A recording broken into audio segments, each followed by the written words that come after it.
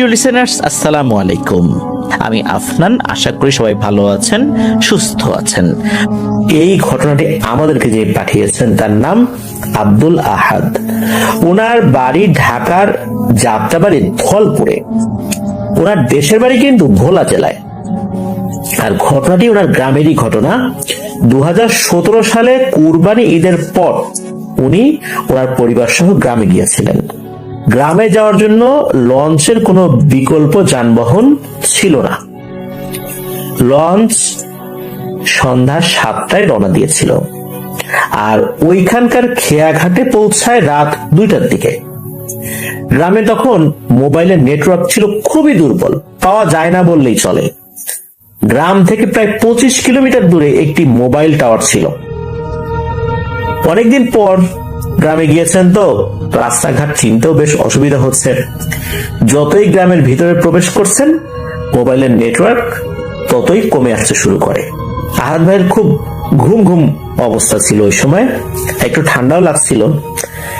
রাতের বেলা গ্রামের পরিবেশ বা চারপাশটা কেমন হয় তা তো আমরা জানি। বিশেষ করে এত রাতের বেলা একদম নিস্তব্ধ, ঝিঝি পোকার ডাক। খেয়াঘাটের সামনে থেকে ওনারা একটা সিএনজি নিয়েছিলেন। সিএনজি চালক ওনাদেরকে দেখেই বুঝে গিয়েছিলেন যে ওনারা বেড়াতে এসেছেন এখানে। আগে তো কখনো দেখেন নাই, বোঝা গেল যে শহর এলাকায় থাকেন, বেড়াতে এসেছেন। যতই সিএনজিটা গ্রামের মধ্যে প্রবেশ করছে ওই সিএনজি চালক বেশ কিছু অদ্ভুত প্রশ্ন করতে থাকে। প্রশ্ন করছে যে এত রাতের বেলা কেন নামলেন, খেয়াঘাটেই থাকতেন, ফজরের আজান দিলে তারপরে রওনা হতেন। আপনাদের বাড়িতে কেউ মারা গেছে নাকি যে এত রাতের বেলা এত ইমার্জেন্সি যাচ্ছেন? মানে এই টাইপের কথাবার্তা, মানে কোনো কারণ ছাড়া এই ধরনের কথাবার্তা বলছে। এদিকে আহাদ ভাইয়ের বাবা তো সিএনজি চালকের এই ধরনের কথাবার্তা খুব বিরক্ত হচ্ছেন। সিএনজি চালক এক পর্যায়ে বলে, আপনাদেরকে কেউ নিতে আসতেছে নাকি, বাড়ির কাছাকাছি কেউ থাকবে? তখন আহাদ ভাইয়ের বাবা বলেন যে হ্যাঁ, ওই ইউনিয়ন পরিষদ অফিসের সামনে এই আহাদের চাচাতো ভাই থাকবে, সেই নিতে আসবে। তখন উনি বলেন যে ইউনিয়ন পরিষদের সামনে তো না, পেছনে একটা রাস্তা আছে, সেই রাস্তাতে উনি থাকবেন। তখন আহাদ ভাইয়ের বাবা বলছেন যে পেছনের রাস্তা সে থাকবে কেন?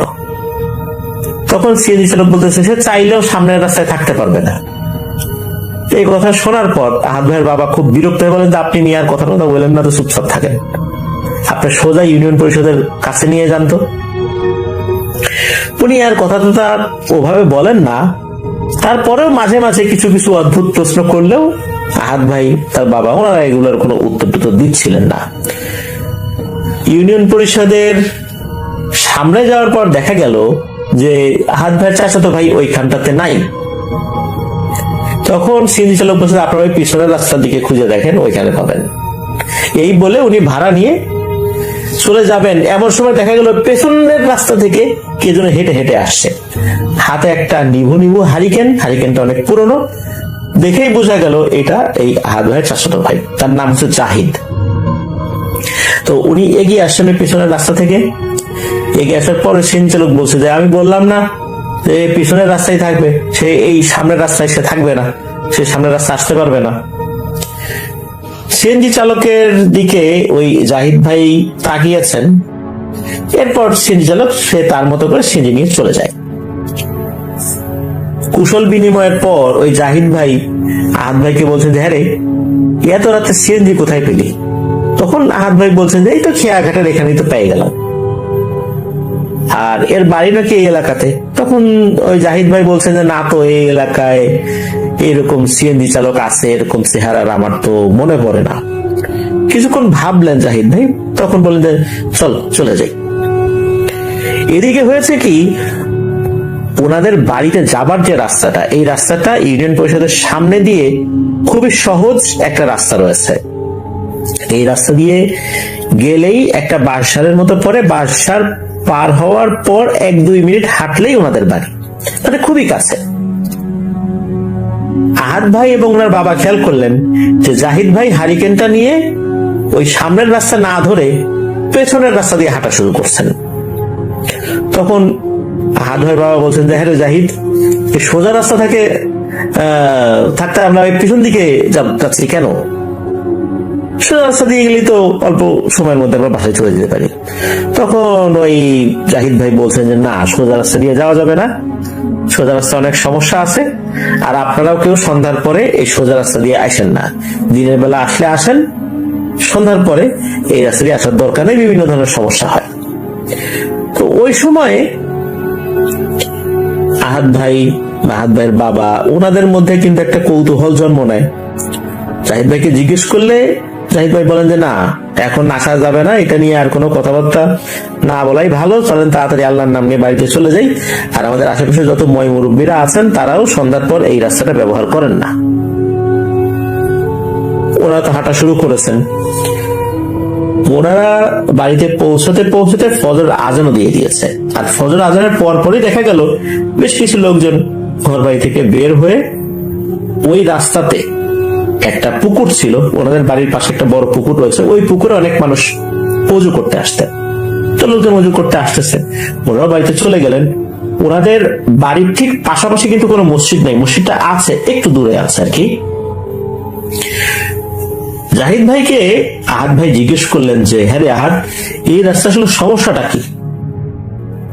তখন ওই জাহিদ ভাই বলেন যে আসিস কয়েকদিনের জন্য বেড়াতে, এখন এসব কিছু জানার দরকার নাই, অযথা আনন্দ নষ্ট হয়ে যাবে, শুধু মাগরিবের পরে রাস্তাটা ব্যবহার করিস না, তাছাড়া সবকিছু স্বাভাবিক, দিনের বেলাতে রাস্তা ব্যবহার কর, মানে মেইন রাস্তাটা, আর সন্ধ্যার পরে এই পেছনের রাস্তাটা ব্যবহার করতে হবে।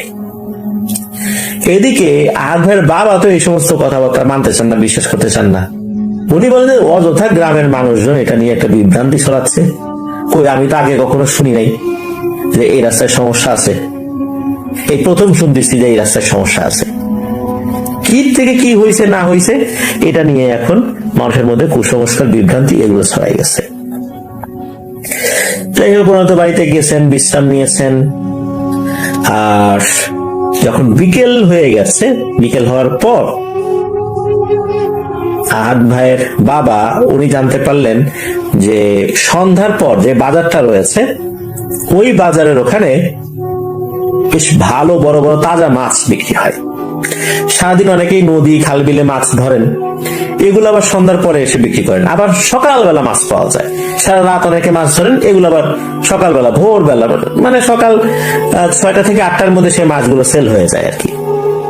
আর সন্ধ্যার পরে কিছু মাছ পাওয়া যায়। ওই চিন্তা করলেন সন্ধ্যার পরে কিছু মাছ টাছ কিনবো। এদিকে আহাদ ভাইয়ের চাচা কিন্তু আহাদ ভাইয়ের বাবাকে বারবার সতর্ক করে দিয়েছেন যে মাছ কিনবি কেন, কিন্তু যাওয়ার সময় পেছনের রাস্তা দিয়ে যা, ইউনিয়ন পরিষদের সামনের রাস্তা দিয়ে যাওয়ার দরকার নেই, আর ফেরার সময়ও পেছনের রাস্তা দিয়ে আসবি। উনি তো এগুলা বিশ্বাসই করতে চান না, উনি এগুলা একদম তুচ্ছ তাচ্ছিল্য ভাবেই এটাকে উড়িয়ে দেন আর কি। উনি বের হয়েছেন, উনি কিন্তু ওই সামনের রাস্তা দিয়ে গিয়েছেন, 7টার দিকে বের হয়েছেন আর কি। এদিকে রাত 11টা বাজে, কোনো খোঁজ খবর নাই। আহাদ ভাইয়ের মাও তো ওনাদের সাথে এসেছিলেন। আহাদ ভাইয়ের মা আহাদ ভাইকে বারবার বলছেন যে এই তোর আব্বারে একটু ফোন টোন দে, কোথায় আছে।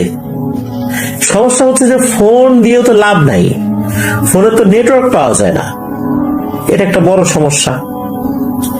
আর নেটওয়ার্ক পেতে হলে কিছুটা দূরে যেতে হয়, গাছের মাথায় উঠতে হয়, অনেক ধরনের সমস্যা আর কি, যেহেতু অনেকটা দূরে মোবাইলের টাওয়ার। বারবার ফোন দিয়েও পাচ্ছিলেন না। এদিকে রাত 11টা বেজে গেছে। গ্রামে 11টা, এটা কিন্তু শহরের 11টার মতো না। শহরে রাত 1টা-2টার সময় অনেক মানুষজন চলাফেরা করে, কিন্তু গ্রামে কিন্তু একদম শুনশান নীরবতা নেমে আসে। এদিকে ওনার বাবা আসছেন না, যোগাযোগ করতে পারছেন না। এক পর্যায়ে আহাদ ভাই এবং তার চাচাতো ভাই এই যে জাহিদ, এই জাহিদ ভাই, এই দুইজন ওনারা এগিয়ে গেলেন। ওনারা আগাতে আগাতে পুকুর পর্যন্ত এসেছেন, যে পুকুরটাতে ওই যে মানুষজন অজু করছিল, ওনারা সকালবেলা আসার সময় দেখেছিলেন আর কি, মানে ভোরবেলার দিকে। ওরা যখন ওখানে এসেছেন, হঠাৎ করে ওনারা দেখেন এই যে বাঁশবাগান বলতে সামনের রাস্তা দিয়ে আসলে যে বাঁশবাগানটা পাওয়া যায়, যেটা দিয়ে আসা নিষেধ, ওই বাঁশবাগানের ভেতর দিয়ে আস্তে আস্তে মনে হচ্ছে কেউ যেন আসছে। ওরা দুজনে আফসা আফসা দেখছেন, মনে হলো যে এই হাঁটাটা খুব চেনা, তবে হেলে দুলে হাঁটছে, মানে একটা মানুষ যদি নেশাগ্রস্ত হয়ে যায় তার যেমন হাঁটার ব্যালেন্স থাকে না, মনে হচ্ছে ওইভাবে আসছে, তার কোনো সেন্স কাজ করছে না। বা একজন মানুষ যদি খুব ঘুম পেয়েছে, ঘুমে তার চোখ ডুবে এসেছে বা বন্ধ হয়ে গেছে, সে হাঁটে কিভাবে, ওই রকম করে কেউ একজন হাঁটছে। ওনারা এইটা দেখার জন্য আরেকটু যখন কাছে গিয়েছেন তখন বুঝতে পারেন এটা আর কেউ না, এটা এই আহাদ ভাইয়ের বাবা। মনে হচ্ছে তার চোখ বন্ধ হয়ে আছে, খুলতেই পারছে না, প্রচন্ড ঘুম। কাছে যাওয়ার পর তাকে ধরাধরি করে বাড়িতে নিয়ে আসেন। বাড়িতে নিয়ে আসার পর যখন ওনার পরনের গেঞ্জিটা আহাদ ভাই খুলে দিয়েছেন, তখন সবাই দেখেন এক ভয়ঙ্কর দৃশ্য। ওনার ঘাড়ে কেমন যেন কয়েকটা আঙ্গুলের ছাপ, তবে এগুলো কোনো মানুষের আঙ্গুল না, এটা বোঝা যাচ্ছে এটা কোনো একটা প্রাণীর আঙ্গুল হবে, বেশ লম্বা লম্বা আঙ্গুল।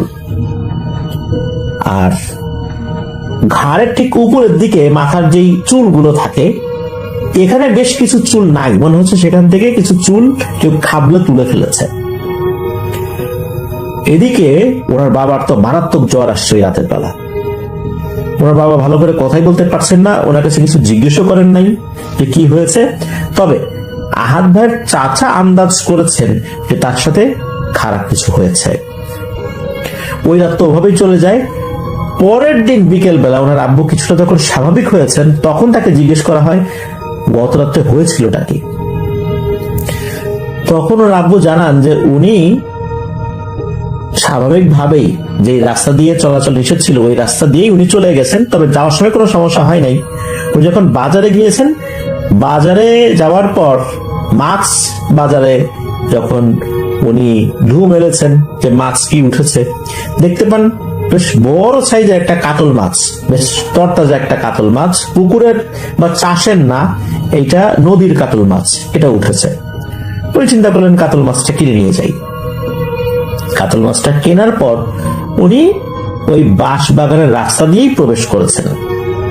তখন যে খুব বেশি রাত তা কিন্তু না, ওই যে উনি সন্ধ্যা 7টার দিকে গিয়েছেন, অল্প সময় লেগেছে যেতে, হয়তোবা তখন 8টা 8:30 বাজে যে উনি যখন ফিরছিলেন আর কি। উনি যখন ফিরছিলেন ওই রাস্তা দিয়ে, হঠাৎ করে উনার কানে এক ধরনের একটা শব্দ আসে। শব্দটা এক ধরনের শো শো শব্দ, এটা যে বাতাসের শো শো শব্দ, বিষয়টা এরকম না। অনেক সময় টেলিভিশনে যদি ঝিরঝির এরকম আওয়াজ আমরা পেতাম ছোটবেলাতে, এক ধরনের শব্দ হতো, খড়খড় শব্দ বা শো শো শব্দ, এরকম একটা শব্দ আসতো, ওই রকম শব্দ। মনে হচ্ছে এই শব্দটা আস্তে আস্তে ওনার শরীরে টাচ করেছে, ওনার একটা অনুভূতিও হচ্ছে। ওই শব্দ হচ্ছেই, কিন্তু ওনার পায়ের গোড়ালি থেকে আস্তে আস্তে হাঁটুর পেছনে, এরপর ওনার কোমর পর্যন্ত এসে পিঠ বেক হাড় পর্যন্ত আসছে শব্দটা। উনি যখন পেছন দিকে তাকিয়েছেন, উনি দেখেন ভয়ঙ্কর একটা জিনিস, একটা খাটো অবয়ব, মুখের আকৃতিটা খুবই ভয়ঙ্কর, এর চোখগুলো হলুদ বর্ণের, অন্ধকারের মধ্যে এটা যে হলুদ বর্ণের স্পষ্ট বোঝা যাচ্ছে। পুরো শরীরটা কালো লোম দিয়ে আবৃত, আর এই জিনিসটাই এরকম শো শো শব্দ করছে। এটা কি আসলে কোনো প্রাণী নাকি কোনো শিম্পাঞ্জি, এটাও বোঝা যাচ্ছে না। এই জিনিসটা নাকি হঠাৎ করেই লম্বা কয়েকটা আঙ্গুল দিয়ে আহাদ ভাইয়ের বাবার ঘাড়ে হাত রেখেছেন। উনি বুঝতে পেরেছিলেন এই হাতটা স্বাভাবিক মানুষের হাতের তুলনায় অনেক বড়, কিন্তু এই জিনিসটার যেই দেহ, এটা কিন্তু একটা বামন আকৃতির মানুষের মতো, তার কিন্তু হাত এত বড় হওয়ার কথা না। ঘাড়ে হাত রাখার পরে নাকি ওই অবয়বটা বিকট একটা হাসি দেয়, এবং মাথার পেছনে যে চুল থাকে আর কি, ঘাড়ের ঠিক উপরের দিকে, এই জায়গায় খপ করে ধরে চুল ধরে দিয়েছে টান। এরপরে উনি প্রচন্ড ব্যথা পান আর অচেতন হয়ে যান। কতক্ষণ উনি অচেতন ছিলেন ওনার সেই সময় জ্ঞানটা আর ছিল না। ওরা যখন জ্ঞান ফেরে তখন দেখেন যে উনি সেখানেই পড়ে আছেন, ওই অবয়বটাও নাই আর কাতল মাছটাও ওনার আশেপাশে নাই। ওনার শরীরে যতটুকু শক্তি আছে তা দিয়ে উনি ওঠার চেষ্টা করেন এবং কোন রকমের সফল হন। তো তখনই ওখান থেকে আস্তে আস্তে বের হচ্ছিলেন, কিন্তু উনি চোখ খুলতে পারছিলেন না, বেশ এলোমেলো ভাবে হাঁটাহাঁটি করছিলেন। যখন ওখান থেকে বের হয়ে আসছিলেন তখন হচ্ছে এই আহাদ ভাই এবং জাহিদ ভাই ওনাকে দেখতে পান, তখন তাকে ধরে বাড়িতে নিয়ে আসেন। এটা যখন বলেছেন এরপর এই আহাদ ভাইয়ের বড় চাচা আহাদ ভাইয়ের বাবাকে তো বেশ বকাঝকা শুরু করছেন যে তোকে বারবার বললাম তুই ওদিক দিয়ে না আসতে, কথাই শুনলি না। তখন আহাদ ভাইয়ের বাবা বলেন যে হ্যাঁ আসলেই আমার কথা শোনা উচিত ছিল, আমি এগুলো বিশ্বাস করতে চাই নাই যে এরকম কোনো কিছু আছে এখানে। তখন এই আহাদ ভাইয়ের চাচা উনি বলতে শুরু করেন যে আসলে সমস্যাটা কি। উনি বলেন যে এখানে আগে কোনো সমস্যাই ছিল না, মানুষজন দিব্যি মানে সবসময় আসা যাওয়া করতেন, রাত 1টা 2টা 3টা সবসময় আসা যাওয়া করতেন এই পাঁচ বাগানের ভিতর দিয়ে, মানে এই ইউনিয়ন পরিষদের সামনে যে রাস্তাটা, সবসময় আসা যাওয়া করলেও কখনোই কারোর সাথে কোনো জিনিস ঘটেছে এমনটা জানা যায় না। এই বিগত 1 বছর ধরে হঠাৎ করে একটা সমস্যা শুরু হয়েছে, কোত্থেকে একটা পিশাচ শ্রেণীর জিন, এই পিশাচ শ্রেণীর জিন এইখানে এসে আস্তানা গেছে। তারপর থেকে নাকি সন্ধ্যার পর এদিক দিয়ে হাঁটাহাঁটি করলেই এরকম সমস্যা হয়। অনেকের সাথেই বিভিন্ন ভয়ের ঘটনা ঘটেছে, এই কারণে এই গ্রামের লোকজন সন্ধ্যার পর এই ইউনিয়ন পরিষদের সামনের রাস্তাটা এড়িয়ে চলেন। আর ওনাদের গ্রামে আর একজন দাদা ছিলেন, আহাদ ভাই জানিয়েছেন, তার নাম ছিল নিজাম। তো নিজাম দাদা নাকি একদিন রাতের বেলা যখন বাগানের রাস্তা দিয়ে আসছিলেন, ওই অবয়বটাকে নাকি সামনে এসে ধপাস করে একটা থাপ্পড় মেরে দিয়েছেন ওনার গালে। ওই জিনিসটার আকৃতি কিন্তু বড় না, এটা কিন্তু বামন আকৃতির। সবাই তাকে এই বামন আকৃতিতেই দেখেছে।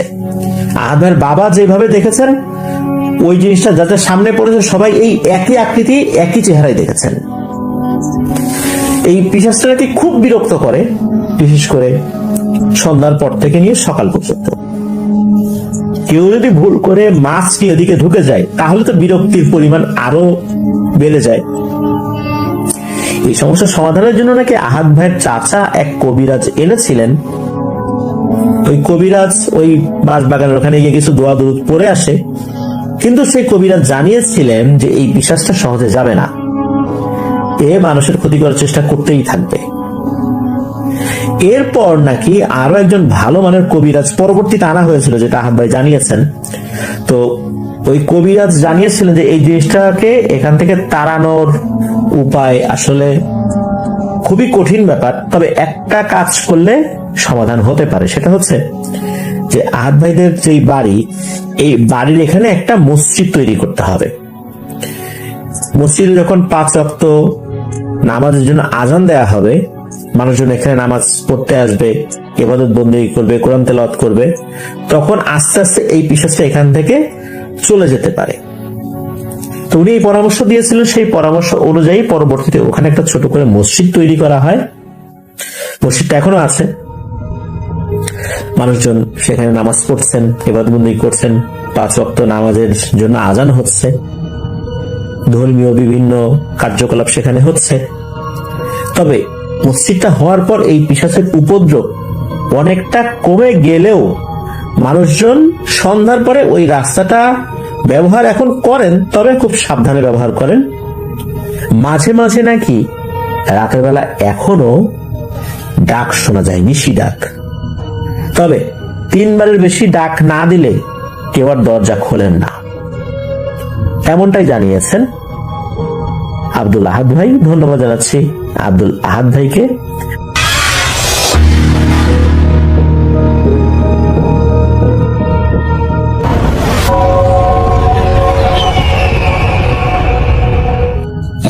আসসালামু আলাইকুম লিসনার্স, সবাইকে আমন্ত্রণ জানাচ্ছি। আমি ডক্টর আলিফ।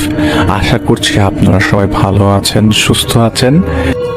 এখন আমি শুরু করব একটি ঘটনা, যে ঘটনার আগ্রহ সবার মাঝে। তার নাম মেহেদী, তিনি যেই ঘটনা তার শেয়ার করছেন সেটা তার নানা ভাইয়ের সাথে ঘটে যাওয়া একটা বিচ্ছিন্ন ঘটনা। তো ঘটনার সুবিধার্থে তাদের গ্রামের কিছু বর্ণনা দেওয়া যায়। তাদের গ্রামের নাম হচ্ছে কাউতলি। এটা তিতাস নদীর একটা শাখা নদীর মধ্যে পড়ে। কুরুলিয়া খালের পাশে এটা অবস্থিত। খালের অপর পাশে হচ্ছে ভাদুগড় নামের একটি গ্রাম। খালটা কাউতলির আর ভাদুগড়ের মাঝ দিয়ে গিয়ে মূল নদীর সাথে মিলেছে। নদীর ওপারে ফারাঙ্গা নামের একটি গ্রাম আছে। কুরুলিয়া খালের বেশ দুর্নাম আছে। প্রতি বছর 3 থেকে 4 জন এই খালে মৃত্যুবরণ করে। যারা সিলেট বা চিটাগং গেছেন তারা সবাই দেখেছেন এই জায়গাটা, বাট মেবি খেয়াল করেন নাই কখনো। বিকজ জায়গাটা দেখে বোঝা যায় না যে এটা আসলে কতটা ভয়ানক। ঘটনা শুরু করা যাক। নানাভা যেভাবে বলেছিলেন ঠিক সেভাবেই চেষ্টা করা হলো। এটা পাকিস্তান পিরিয়ড ছিল। সালটা আসলে স্মরণ করা যাচ্ছিল না। ধান কাটা খালি শেষ হয়েছে তখন। তো তার নানার যেভাবে বলেছে, আব্বা আগেই এক নৌকা করে বেশ কিছু ধান নিয়ে গেছে। মানে তার নানার বাবা। তো আমরা তার নানার ভয়েসে বলার চেষ্টা করছি। আব্বা আগেই এক নৌকায় করে বেশ কিছু ধান নিয়ে গেছে, আগেই চলে এসছে। আমি বাকি ধানটুকু নৌকায় তুলে সব লেবারদের একটা নৌকায় তুলে আমার বন্ধু মানিক মিয়া আর ছোট ভাই ফজলকে নিয়ে ওদের পেছনের নৌকা করে বাড়ির দিকে রওনা দিলাম। ওই সময়টায় মাগরিবের আজানের একটু বেশি হলে আধা ঘন্টা আছে। নিয়ত যে বাসায় যে নামাজ পড়ব। তখন কুরুলিয়ার খালে পানি আসে বেশ, তো বড় নৌকা সহজে যেতে পারবে। তিতাস নদী থেকে খালে নৌকা ঢোকার পর আমার কেমন জানি মনে হচ্ছিল যে নৌকার তলায় কিছুর সাথে মনে হয় ধাক্কা খাচ্ছিল। মানিককে বললাম যে নেমে দেখতো মাটিতে লাগতেছে কিনা, এমন তো হওয়ার কথা না। মানিক বলল, মজিদ, লক্ষণ বালানা, দুয়া পড়া শুরু কর। আমি ভয় পাচ্ছি ফজলকে নিয়ে। ও তো মাত্র 13 বছরের বাচ্চা। আমার কিছু হলে তো সমস্যা নাই, ওর কিছু হলে আব্বা আম্মাকে কি বলবো। দুয়া পড়তে পড়তে নৌকা রেল ব্রিজের সামনে এসে পড়ল। ওই তো কাউতলি বাজারের নৌকার ঘাট দেখা যাচ্ছে। ঘাটে আব্বা দাঁড়ানো। একটু সাহস পাচ্ছিলাম। মানিককে বললাম যে চালা নৌকা, আল্লাহ ভরসা, যা হওয়ার হবে। নৌকা রেল ব্রিজের ভেতর দিয়ে আসার সময় হঠাৎ পার থেকে আব্বা ডাকাডাকি শুরু করলো। কি জানি বলছিল, কিন্তু পরিষ্কার শোনা যাচ্ছিল না। পারে দেখলাম লোক জমে গেছে অনেক। আর নৌকার অর্ধেকের একটু বেশি পার হওয়া মাত্রই দেখলাম নৌকা কেমন যেন ঘোরা শুরু করলো। যে দিকটার মুখ করা ছিল অন্যদিকে ঘুরে যাচ্ছে। মানে কি? সাগরের যেমন পানির ঘূর্ণি দেখা যায়, ওয়ার্লপুল বলা যায়, সেরকম একটা ঘূর্ণিতে নৌকার সামনের অংশ ঢুকে যাচ্ছে। ফজল কান্না শুরু করে দিল। আমি আর মানিক দোয়া পড়ছি। পরে মানিক বলল, চল ফজলকে ঝিল মারি একটু দূরে, ও হালকা ও বেঁচে যাবে, তারপর আমরা লাফ দিব। এইটাই প্ল্যান। ফজল তখন বেশ হ্যাংলা পাতলা ছিল। ওকে জোরে একটা ঢিল মারলাম যতটুকু শক্তিতে পাওয়া যায়। ও একটু দূরের পাড়ের দিকে চলে গেল। ও সাঁতার জানো, তাই ও বেঁচে যেতে পারবে, এরকমটাই প্ল্যান। ওকে ঢিল দেওয়ার পর দেখলাম যে ও একটু সামনে গিয়ে মনে হলো কেউ ওকে টান মারছে। নিচে থেকে আরো ও ডুবে গেল। মাথায় আকাশ ভেঙে পড়ছে। এই কি হলো? আমার জন্য আজকে এটা হলো। ফজলকে নিয়ে গেল, এখন কি হবে? মানিক আমাকে টান দিয়ে ধরে লাফ দিল। ও যে কিভাবে আমাকে পারে তুললো এটা শুধু ও জানে আর আল্লাহ জানে। আমি বেহুশ। হুশ ফেরার পর আব্বার কাছে শুনলাম 2 দিন আমার কোনো হুশ ছিল না, আর আমার জ্বর ছিল প্রচুর। পরে আমি কাঁদতে কাঁদতে জিজ্ঞেস করলাম, ফজল কোথায়? বলে, ওই যে এটা লম্বা কাহিনী, পরে বলবে। আপাতত আলহামদুলিল্লাহ ভালো আছে। আমার জ্বর কমার পর আমাকে আব্বা সব বলল। পারে সবাই দেখলো যে নৌকা তলিয়ে যাচ্ছে আর তোমরা ফজলকে ঢিল মারছো। ওইটা তোমাদের ভুল ছিল, ও বাচ্চা ছিল তাই ওকে সুযোগ পেয়ে নিয়ে গেছিল। মানিক তোমাকে পারে তোলার পর যে জ্বর উঠেছে, এখনো তো ও বিছানায় আছে, উঠতে পারে নাই। ফজলকে নিয়ে গেছে, নৌকা নিয়ে গেছে। আমি আর তোমার মা ভেঙে পড়েছিলাম। আমি, তোমার চাচারা সহ গ্রামের আরো অনেকেই পানিতে নেমেছিলাম ওকে খোঁজার জন্য, কিন্তু পাইনি। না ওর কোনো চিহ্ন ছিল না, না নৌকার, কিছুই বুঝতে পারছিলাম না। আমি আর তোমার মা, আমরা দুজন নদীর পাড়ে সারা রাত কান্না করি, আল্লাহর কাছে মাফ চাই, আমার ছেলেকে ফিরিয়ে দিক। ফজরের আজানের পর নৌকার ঘাটের দিকে পানিতে কেমন যেন একটা নাড়াচাড়া দেখা যাচ্ছিল। আমি ওইদিকে গিয়ে দেখি পানির ভেতর থেকে একটা কিছু বের হচ্ছে। পরে ভালো করে খেয়াল করে দেখি নৌকাটা ভেসে উঠেছে। নৌকায় সব ধান ছিল আর নৌকার মাঝখানে ফজল বেহুশ অবস্থায় ছিল। ওর গায়ে ছিল জ্বর। ওকে হুজুররা ঝাড়ফুঁক করার পরও স্বাভাবিক হয়, কিন্তু ও অনেক ভয় পাইতো সব সময়। ভয়টা দূর হতে বেশ সময় লাগে। পরে ওর থেকে যা শোনা যায় তা অনেকটা এরকম। আমাকে যখন তোমরা ফালাই দিছিলে পানিতে, তখন পানিটা কেন জানি অস্বাভাবিক গরম ছিল। আমি যখন সাঁতার কাটতেছি তখন আমার মনে হইল একটা ঠান্ডা হাত আমার পা দুটা টান দিছে। কিন্তু বুঝে ওঠার আগেই আমি পানিতে তলায় যাইতাছিলাম। তখন আমাকে একটা মেয়ের কণ্ঠ কইল, ভয় পাইস না, তোর কিচ্ছু হইব না। আমার আর কিচ্ছু মনে নাই। আমি যখন ঘুম থেকে উঠে দেখি আমি পানির নিচে আর আশপাশে সবকিছু গোলা, শুধু একটা দূরে কিছু দেখা যাইতেছিল। অবাক করা বিষয় হইছে, আমি শ্বাস নিতে পারতেছি পানির নিচে, আমার কোনো সমস্যা হইতেছে না। আমি যখন নৌকা থাইকা নাইমা একটু সামনে যাইয়া দেখতে পারলাম একটা মাইয়া পাথরের উপর বসে আছে। ওর চুলগুলো অনেক লম্বা ছিল, পানিতে ভাসতেছিল। ও দেখতে অনেক সুন্দর ছিল, কিন্তু কণ্ঠটা কেমন যেন ঠান্ডা হয়ে যায় শরীরটা। ও আমাকে জিজ্ঞেস করলো, ফজল না তোর নাম? আমি বললাম জি। আমি তো তোরা অনেক দিন ধরেই দেখি তুই এই নদীতে গোসল করস, সাঁতার কাটস, তোরা তো আমার অনেক ভাল লাগে। তোরা আমি আমার সাথে নিয়ে যাইতে চাই, তুই যাবি আমার সাথে? না গো, আমার আম্মা বাড়িতে কান্না করব, আমি আপনার সাথে যাইতে পারবো না। তোর মা তো কান্না করতেছে নদীর পাড়ে দাঁড়ায়া, আর তোরে দিয়া দিতাম কইতেছে। আমার তো তোরে ছাইরা দিতাম মন যেতেছে না। তোর কি ইচ্ছা? তুই কি থাকবি আমার লগে? অনেক আরামে থাকতে পারবি আমার সাথে থাকলে। আমার আম্মাকে কষ্ট দিয়ে আমি আরামে থাকলেও আমি শান্তি পাবো না। আল্লাহর রাস্তা আমারে ছাইরা দেন। তখন ওই কিছু একটা বললো, আমি না হয় তোরে ছাইরা দিলাম, কিন্তু অন্যরা কিন্তু তোরে আবার যদি পানিতে পায় তাহলে কিন্তু ছাড়বো না। তুই কিন্তু আর পানিতে নামিস না। আমি তোর ভালার লেগেই কইতেছি। আচ্ছা ঠিক আছে, আমি আর নামবো না। পরে ওই জিনিসটা আমার চোখে হাত দিল। পরে আমার আর কিছু মনে নেই। আমি যখন উঠলাম তখন দেখি তোমরা সবাই আমার পাশে আশেপাশে। এরপর থেকে আব্বা আর ফজলকে পানির ধারের কাছে যেতে দেন না। আমাদের জান মান আল্লাহ রক্ষা করেছেন, ওইটাই বড় কথা। মাঝখানে কি হয়েছে এটা আমাদের কাছে কিছু যায় আসে না। এই ঘটনাটা মেহেদি সাহেবের গ্রামের সব বয়স্কদের জানা।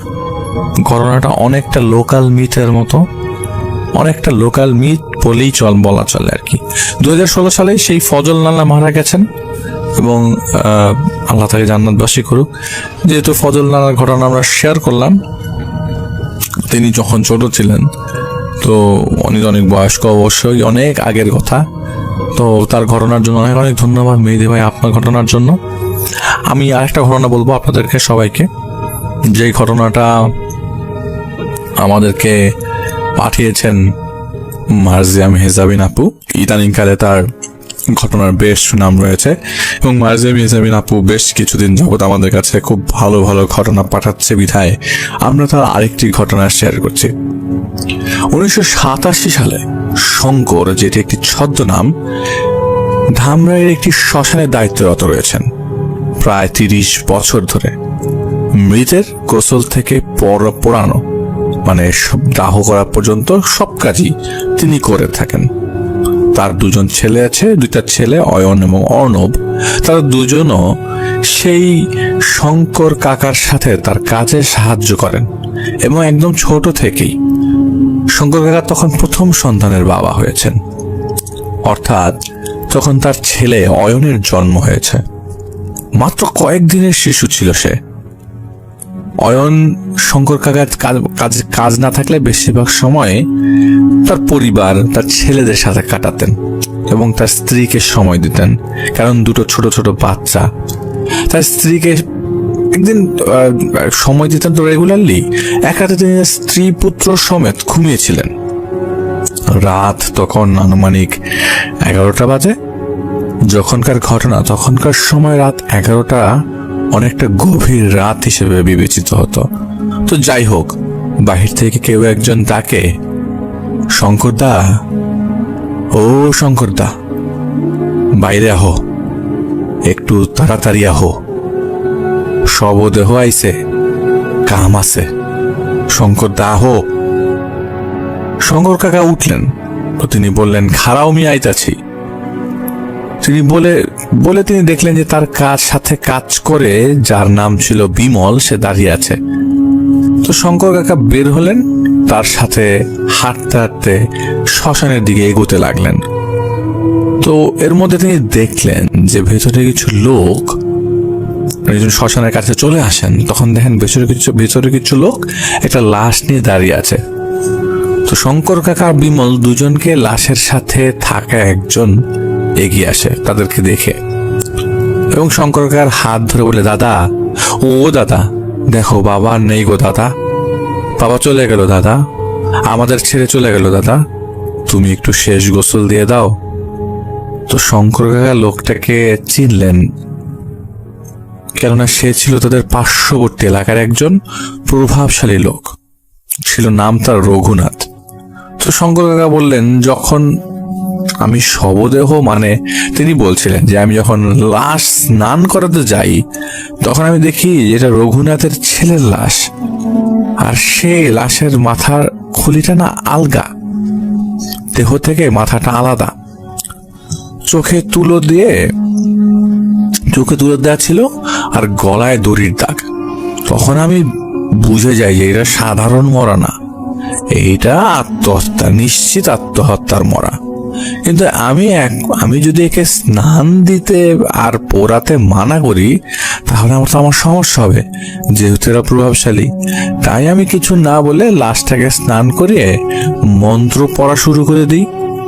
মন্ত্র পড়ে সব জোগাড় যন্ত্র করি, চিতায় উঠাই।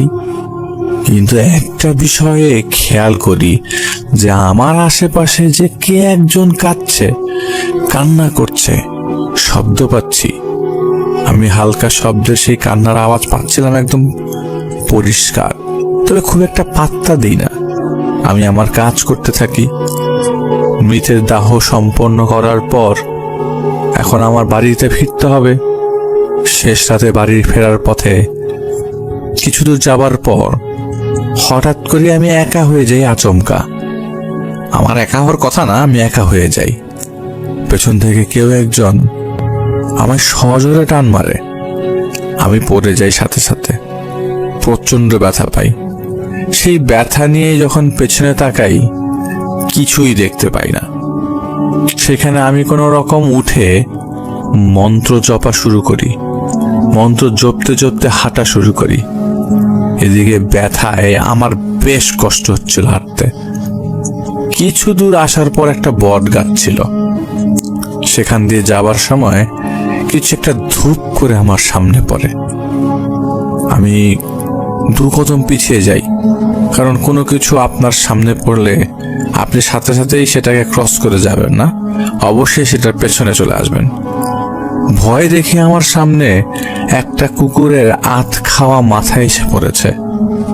কি ব্যাপার, কি ভয়ঙ্কর ব্যাপার, আমি কি করব ভেবে পাচ্ছিলাম না। এদিকে শরীরটা আমার কেমন যেন লাগছিল। শুরু করে দিলাম মন্ত্র জপা।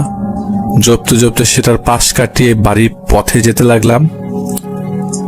যা দেখছিলাম আর যেই পথ ধরে হাঁটছিলাম আমি কিছুই নিতে পারছিলাম না। আমি দেখছি আমার সামনে তিনটা রাস্তা, আর তিনটা রাস্তাই অচেনা। আমি মনে প্রাণে মন্ত্র জপ করছি, কিন্তু কিছুতেই কাজ হচ্ছে না। এই রাস্তা তো আমার পরিচিত, এখান থেকে বাসায় যেতে তো বেশ সময় লাগে না, কিন্তু এই রাস্তাগুলো এখন আমার কাছে অপরিচিত কেন? শেষে সাহস করে তৃতীয় রাস্তা ধরে হাঁটা দেই। সময় কয়টা বাজে আমার জানা ছিল না। আমি কেবল হেঁটেই যাচ্ছি। হাঁটতে হাঁটতে আমি এবার একটা খোলা মাঠে এসে পড়ি, আর সেখানে দেখতে পাই কালো ছায়ার মতো কিছু লোক দেখতে একটা জীবিত মানুষকে খাটিয়ায় তুলে একটা অগ্নিকুণ্ডলীর চারপাশে ঘুরছে আর মন্ত্র পড়ছে। আর সেই লোকটা খাটিয়া থেকে নামার জন্য কাকুতি মিনতি করছে। তো কিছুক্ষণ পর তারা সবাই সেই লোকটাকে অগ্নিকুণ্ডের ভেতর ফেলে দেয়। দেওয়ার সময় লোকটা চিৎকার করতে থাকে, করতে করতে পড়তে থাকে, ভৎস হয়ে যায় আমার চোখের সামনেই। আমি ভয়ে আতঙ্কে শুধু তাকিয়েই দেখে যাচ্ছিলাম, মন্ত্র জপছিলাম। এবার সেই লোকগুলো অনেকটা আমার দিকে এগিয়ে আসছিল। মনে হচ্ছিল এবার আমার টার্ন, আমাকেই ওরা আবারও সেই অগ্নিকুণ্ডে ফেলতে আর আমার দিকে এগিয়ে আসছে।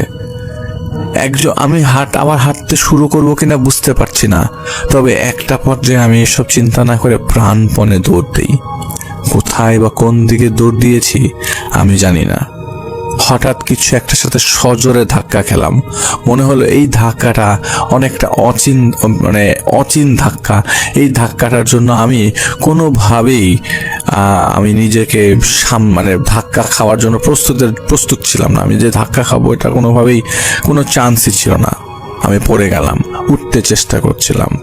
এমন সময় দেখি রঘুনাথের ছেলে আমার দিকে হাত বাড়িয়ে দিয়েছে আর বলছে, শঙ্কর কাকা, আমার হাত ধরে উঠে বসো, উঠে আসো। আমি জানি না আমার তখন কি করা উচিত। আমি শুধু বিড়বিড় করছিলাম, মন্ত্র জপছিলাম। আমি কখন জ্ঞান হারিয়েছি আমি বলতে পারি না। পরের দিন নাকি আমাকে খুঁজে পাওয়া যায় সেই শ্মশানে, এবং ওই ছেলের চিতার পাশেই আমি পড়েছিলাম। প্রায় 1 সপ্তাহ আমার অনেক তাপমাত্রা ছিল শরীরে, জ্বর ছিল। আমি সুস্থ হয়ে উঠি, মধ্যে কিছু হচ্ছিল না, হয়নি। বেশ অনেকগুলো বছর কেটে যায়। এর মধ্যে আমার ছোট ছেলেরও জন্ম হয়, আর 2 ছেলে ততদিন সাবালক হয়ে যায়। আমার বড় ছেলে অমিতকে বিয়ে দেওয়ার জন্য মেয়ে দেখতে শুরু করি। একটা সময় বিয়ে দিয়ে দিই, কিন্তু যেদিন আমার ছেলে বউকে বিয়ে করিয়ে বাড়ি নিয়ে আসি, সেদিন একটা অদ্ভুত ঘটনা ঘটে যায় আমাদের সাথে। আমার ছেলের বউকে মাঝরাতে হঠাৎ পাওয়া যাচ্ছিল না। মাঝরাতে সবাই বের হয়ে পড়ি খোঁজার জন্য। অনেক খোঁজাখুঁজির পর তাকে আমরা সেই শ্মশানের ভেতর খুঁজে পাই। যদিও তখন শ্মশানের কার্যকর্ম খুব একটা নেই বললেই চলে, এত রাতে কেউ কাজ করে না এসব। সবাই মিলে বৌমাকে ধরাধরি করে বাড়ি নিয়ে আসি। মাথায় পানি দিয়ে জ্ঞান ফেরানোর চেষ্টা করা হয় এবং তাকে বিশ্রাম করতে দেওয়া হয়। সকালে বৌমা যখন একটু স্টেবল হয়, তখন জিজ্ঞাসা করা হয় যে সে শ্মশানে কিভাবে গেল তো রাতে। তখন সে বলে, যখন তারা সবাই ঘুমিয়েছিল তখন ওই বৌমার ঘুম ভাঙে। সে দেখতে পায় অমিত তাকে বলছে যে একটু বাইরে আসো তো, কথা বলি। কিন্তু বৌমা বলে, না, আজকে তো কাল রাত্রি, কাল কথা হবে, তাছাড়া কেউ দেখলে কি মনে করবে। কিন্তু অমিত অনেক জোরাজোরি করে, অনুরোধ করে, বাইরে আসো, কথা বলবো। তো একটা পর্যায়ে সে রাজি হয়ে যায়। সে যখন বাইরে যায়, অমিত তাকে নিয়ে হাঁটছিল আর কথা বলছিল। হাঁটতে হাঁটতে একটা সময় তারা শ্মশানের সামনে চলে যায়। তখন বৌমা স্পষ্ট দেখতে পায় একটা ছেলে শ্মশানের ভিতর দাঁড়িয়ে আছে। সে দেখতে পায় সেই ছেলেটার চোখে গুজে দেওয়া মানে তুলো দেওয়া, গলায় একটা দাগ আছে যা বেশ লাল হয়ে আছে। এক কথায় বোঝা যাচ্ছে যে এই ছেলেটাকে মনে হয় কোনোভাবেই আইনিভাবে পোস্টমর্টেম করার পরেই ঠিক যেমন লাগে দেখতে ঠিক তেমন দেখাচ্ছিল।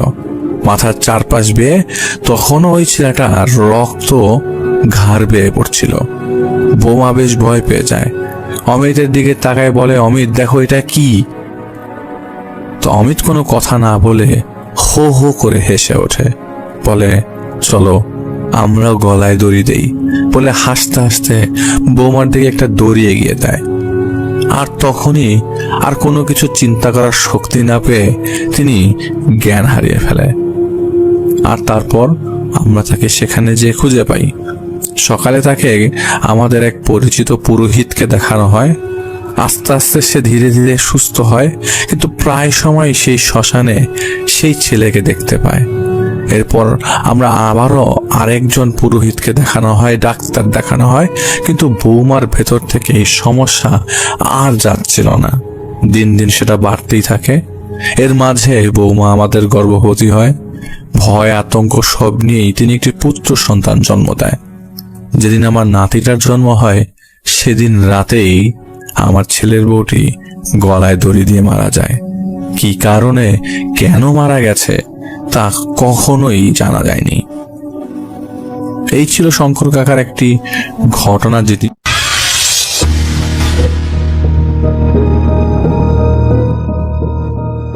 থ্যাংক ইউ রাসেল ভাই। এখন যে ঘটনাটা শেয়ার করব সেটা হচ্ছে আমার এক ফ্রেন্ডের ঘটনা। আসলে 2008 সালের পর থেকে ও আসলে পড়াশোনা তেমন কন্টিনিউ করতে পারেনি। ওর বাবা মারা যাওয়ার ফ্যামিলির সব ভার ওর উপরে চলে আসে। তো ওর বাবার একটা ব্যবসা ছিল, সেটা মানে কলকাতা থেকে জিনিসপত্র নিয়ে এসে বাংলাদেশে নিয়ে আসতো আর কি। তো যশোর বর্ডারের সাথে কানেকশন, যশোর বর্ডার থেকে ওদের জিনিসপত্র আসতো আর কি। তো ওকে যশোর যেতে হতো প্রায় সময়। তো ওর যে খালা, ওর যে মা ছিল, সেই মার দুঃসম্পর্কের আত্মীয়র বাসায় সে যশোরে প্রায় সময় যে উঠতো আর কোন এলাকায় উঠতো যশোরে সেটা শেয়ার করছি না, 2010-এর ঘটনা। তো সেই বাসাটাতে প্রতি মাসে তাকে যেতে হতো, কারণ জিনিসপত্র সব আসতো হচ্ছে আপনার ওই যশোরে, এবং তার ওখানে একটা গোডাউন ভাড়া করা ছিল, সেখানে সে সব জিনিসপত্র রাখতো এবং একটা পর্যায়ে স্টেপ বাই স্টেপ ঢাকায় জিনিসপত্রগুলো নিয়ে আসতে হতো। তো ও যেত, এখানে 2-3 দিন থাকতো এবং থাকতেই হতো, মাস্ট থাকতে হতো। তো সেখানে থেকে ওই জিনিসপত্রগুলো কমপ্লিট করে ঢাকায় চলে আসতো। তো ওর রুটিন এরকম ছিল যে ঢাকা থেকে যশোর যাবে, যশোরের থেকে কন্ট্যাক্ট করে সব কিছু গোডাউনে নামিয়ে step by step procedure follow করে আবার 3 দিন পর ঢাকা ব্যাক করে চলে আসা। বাসা এটাই থাকতো হতো তাকে। হোটেলে থেকে প্রতি মাসে 3 দিন দরকার কি, ওর ও যেহেতু পরিচিত বাসা আছে। তো ওই বাসায় গেলে দেখা যায় যে দুঃসম্পর্কের আত্মীয় ছিল তার আবার উনি আবার মানে ওনার ওয়াইফ ওই বাসাটা চালাতো। 2010-এ ওই মুহূর্তে উনি বেঁচে ছিলেন না। তো ওনার ওয়াইফের বয়স ছিল প্রায় 72। ওনার 2 ছেলে ছিল, একসাথে থাকতো আর কি। 3তলা বাসা, 3তলার 2টা ফ্ল্যাট। সেই 2টো ফ্ল্যাটের মধ্যে একটা ফ্ল্যাটে উনি গেলে থাকতো। একটা ফ্ল্যাট বলতে 2টা রুম আর কি, সাথে একটা ওয়াশরুম আছে, একটা রান্নাঘর আছে, আর পাশে একটা রুম ছিল, সেইটা আবার গোডাউন হিসেবে আরেকজনকে ভাড়া দেওয়া ছিল। তো ওই গোডাউন তার একদম তো পাশের রুমে আর কি, আর 4তলার ছাদ ছিল। তো উনি গেলে 3তলায় উঠতেন। তো সেদিন রাসেল ভাই অনেক বৃষ্টি হচ্ছে রাস্তায় যাওয়ার পথে, এবং টিকিট না পাওয়ার কারণে নন এসি বাসে যেতে হয়েছিল। তো নন এসি বাসের টাইম ছিল দুপুরবেলা। তো ও পৌঁছে হচ্ছে সন্ধ্যার দিকে, 12টার বাস ছিল, ও পৌঁছেছে ঠিক বিকাল 5:30-6টার দিকে। 6টার দিকে পৌঁছে যায়, এবং বাসে থাকা অবস্থায় বৃষ্টি নামে এবং ভালো ঝড় হতে থাকে, মানে গরমকালের তো এরকম সময়ের। তো ভালো ঝড় হয়, ঝড়ের এক পর্যায়ে যখন সে বাস থেকে নামে তখনও বৃষ্টি হচ্ছে। তো একটা শেডে যে আশ্রয় নেয়। তো ওই মুহূর্তে আকাশে মেঘ চমকাচ্ছিল এবং অন্ধকারই ছিল, প্রায় মেঘাচ্ছন্নই ছিল। তো সে রিক্সা করে, রাসেল আপনি ঘটনাটা শোনেন নাই, আমার এটা যেহেতু শোনেন নাই আপনাকে বলি একটু শুনতে। তো কি করে রিক্সা নিয়ে চলে যায় এলাকাতে, ওই এলাকাতে বাসায় যেয়ে ওঠে। তো ও বাসায় যায়, বাসায় পৌঁছানোর পর অন্ধকার, তখন মাগরিবের আজান হয়ে গেছে। বাসায় পৌঁছানোর পরে নিচে জাস্ট জাস্ট রিক্সা ভাড়াটা দিয়ে ঢুকবে এমন সময় দেখে ওই বাসায় গেলে নর্মালি ওকে সার্ভ করতে একটা ছোট্ট কাজের মেয়ে। সে মেয়েটার বয়স 12 কি 13 বছর হবে। তো দোতলায় উনি সেই ওই ওনার মার খালা হয় হিসাবে সম্পর্কে, তো উনিও আসলে ভুলে ভালে খালাম্মাই ডাকতো। তো মানে আমার ফ্রেন্ডটা ওই খালাম্মাই খালাম্মা বলতো। তো বলছে যে আমি দোতলায় দেখা করে যাই সব সময়, তো নক করব। তো নিচেই মেয়েটার দাঁড়ায় আছে এবং এই জগতে আসলে ওই মুহূর্তে 2010 সালে, আজ থেকে 9 বছর আগে, কুপি নিয়ে দাঁড়ায় আছে রাসেল ভাই। মানে এটা ওই চিন্তা, ওই মুহূর্তে চিন্তা করতে করতে এক পর্যায়ে মেয়েটাকে বলে, এই কিরে কুপি কেন, চার্জ লাইট নাই? তো ওই মেয়েটা কোনো উত্তর দেয় না। তো মেয়েটা বলে যে আসেন, এতটুকুই বলে এবং সিঁড়ি দিয়ে মেয়েটা উঠতে থাকে। তো মেয়েটার শরীরটা একদম অসাড় অবস্থা, মেয়েটা কি হাঁটতে পারে না নাকি? লাস্ট 2 বছর ধরে মেয়েটাকে দেখতেছে এই বাসায়। তখন মেয়েটা আরো ছোট ছিল, এখন 12 বছর বয়স। তো মানে মেয়েটা হাঁটতে পারছে না, উপরে উঠছে সিঁড়ি দিয়ে, মনে হয় উঠতে পারছে না। বলে কিরে তোর শরীর খারাপ নাকি? তো কোনো উত্তর দেয় না। বলে যে খালাম্মা কোথায়? ওইটারও কোনো উত্তর নাই। বলে যে কারেন্ট কখন গেছে? এইটারও কোনো উত্তর নাই। চুপ করে। তো আরো কয়েকবার জিজ্ঞেস করলো, তোর শরীর খারাপ? একটা পর্যায়ে না পারতে এরকম একটা উত্তর আসে, না। সিঁড়ি দিয়ে উঠে ওই মেয়েটা ওই কুপির আলোতে, ও বলে যে কুপির আলো মোবাইল আলোর থেকে বেশি, তো মোবাইলও আলো মানে ছেড়ে রাখছে ও, আর কুপি নিয়ে মেয়েটা ওকে 3 তলায় উঠায় দেয়, ফ্ল্যাটে উঠাই দিয়ে ও মানে ওয়াশরুমে চলে যায়। কারণ অনেকক্ষণ ধরে বাসে ছিল, ওয়াশরুমে যাওয়া হয় নাই। তো ঢুকেই ও ওয়াশরুমে চলে যায়। ওয়াশরুম থেকে প্রায় 5-7 মিনিট পর বের হওয়ার পরে ফ্রেশ হয়ে বিছানায় শুতেই খাওয়ার টেবিলে চোখ পড়ে। খাওয়ার টেবিলে আপনার রকমারি খাওয়া সাজানো। এরকম কখনো হয় নাই যে আসার পরপরই মানে খাওয়া হয় নাই, আর খাওয়া মানে নর্মালি খাওয়া দাওয়া হয় আর কি। তো বাসায় ইলেকট্রিসিটি নেই, এত আয়োজন, টেবিল ভর্তি খাওয়া দাওয়া। তো যেহেতু ক্ষুধার্ত ছিল, মেয়েটা খাওয়াটাও রেখে গেছে মনে করে সবগুলা খাওয়া খায়, মোটামুটি খাওয়া খায়, সব খেতে পারে না, মানে বিরিয়ানি এই সেই। আর বাসায় এত এলাহি কাণ্ড, কিন্তু একটা মানুষের মুভমেন্ট দেখলাম না। ওই সময় তখন সন্ধ্যা 7টা 7:30 বাজে, ইলেকট্রিসিটি তখন নাই। তো ভাবছিল যে নিচে দোতলায় যে নক করবে, তো বলে যে না একটু রেস্ট নিয়ে কিছুক্ষণ পর, কারণ ওকে যেতে হবে ওর গোডাউনে।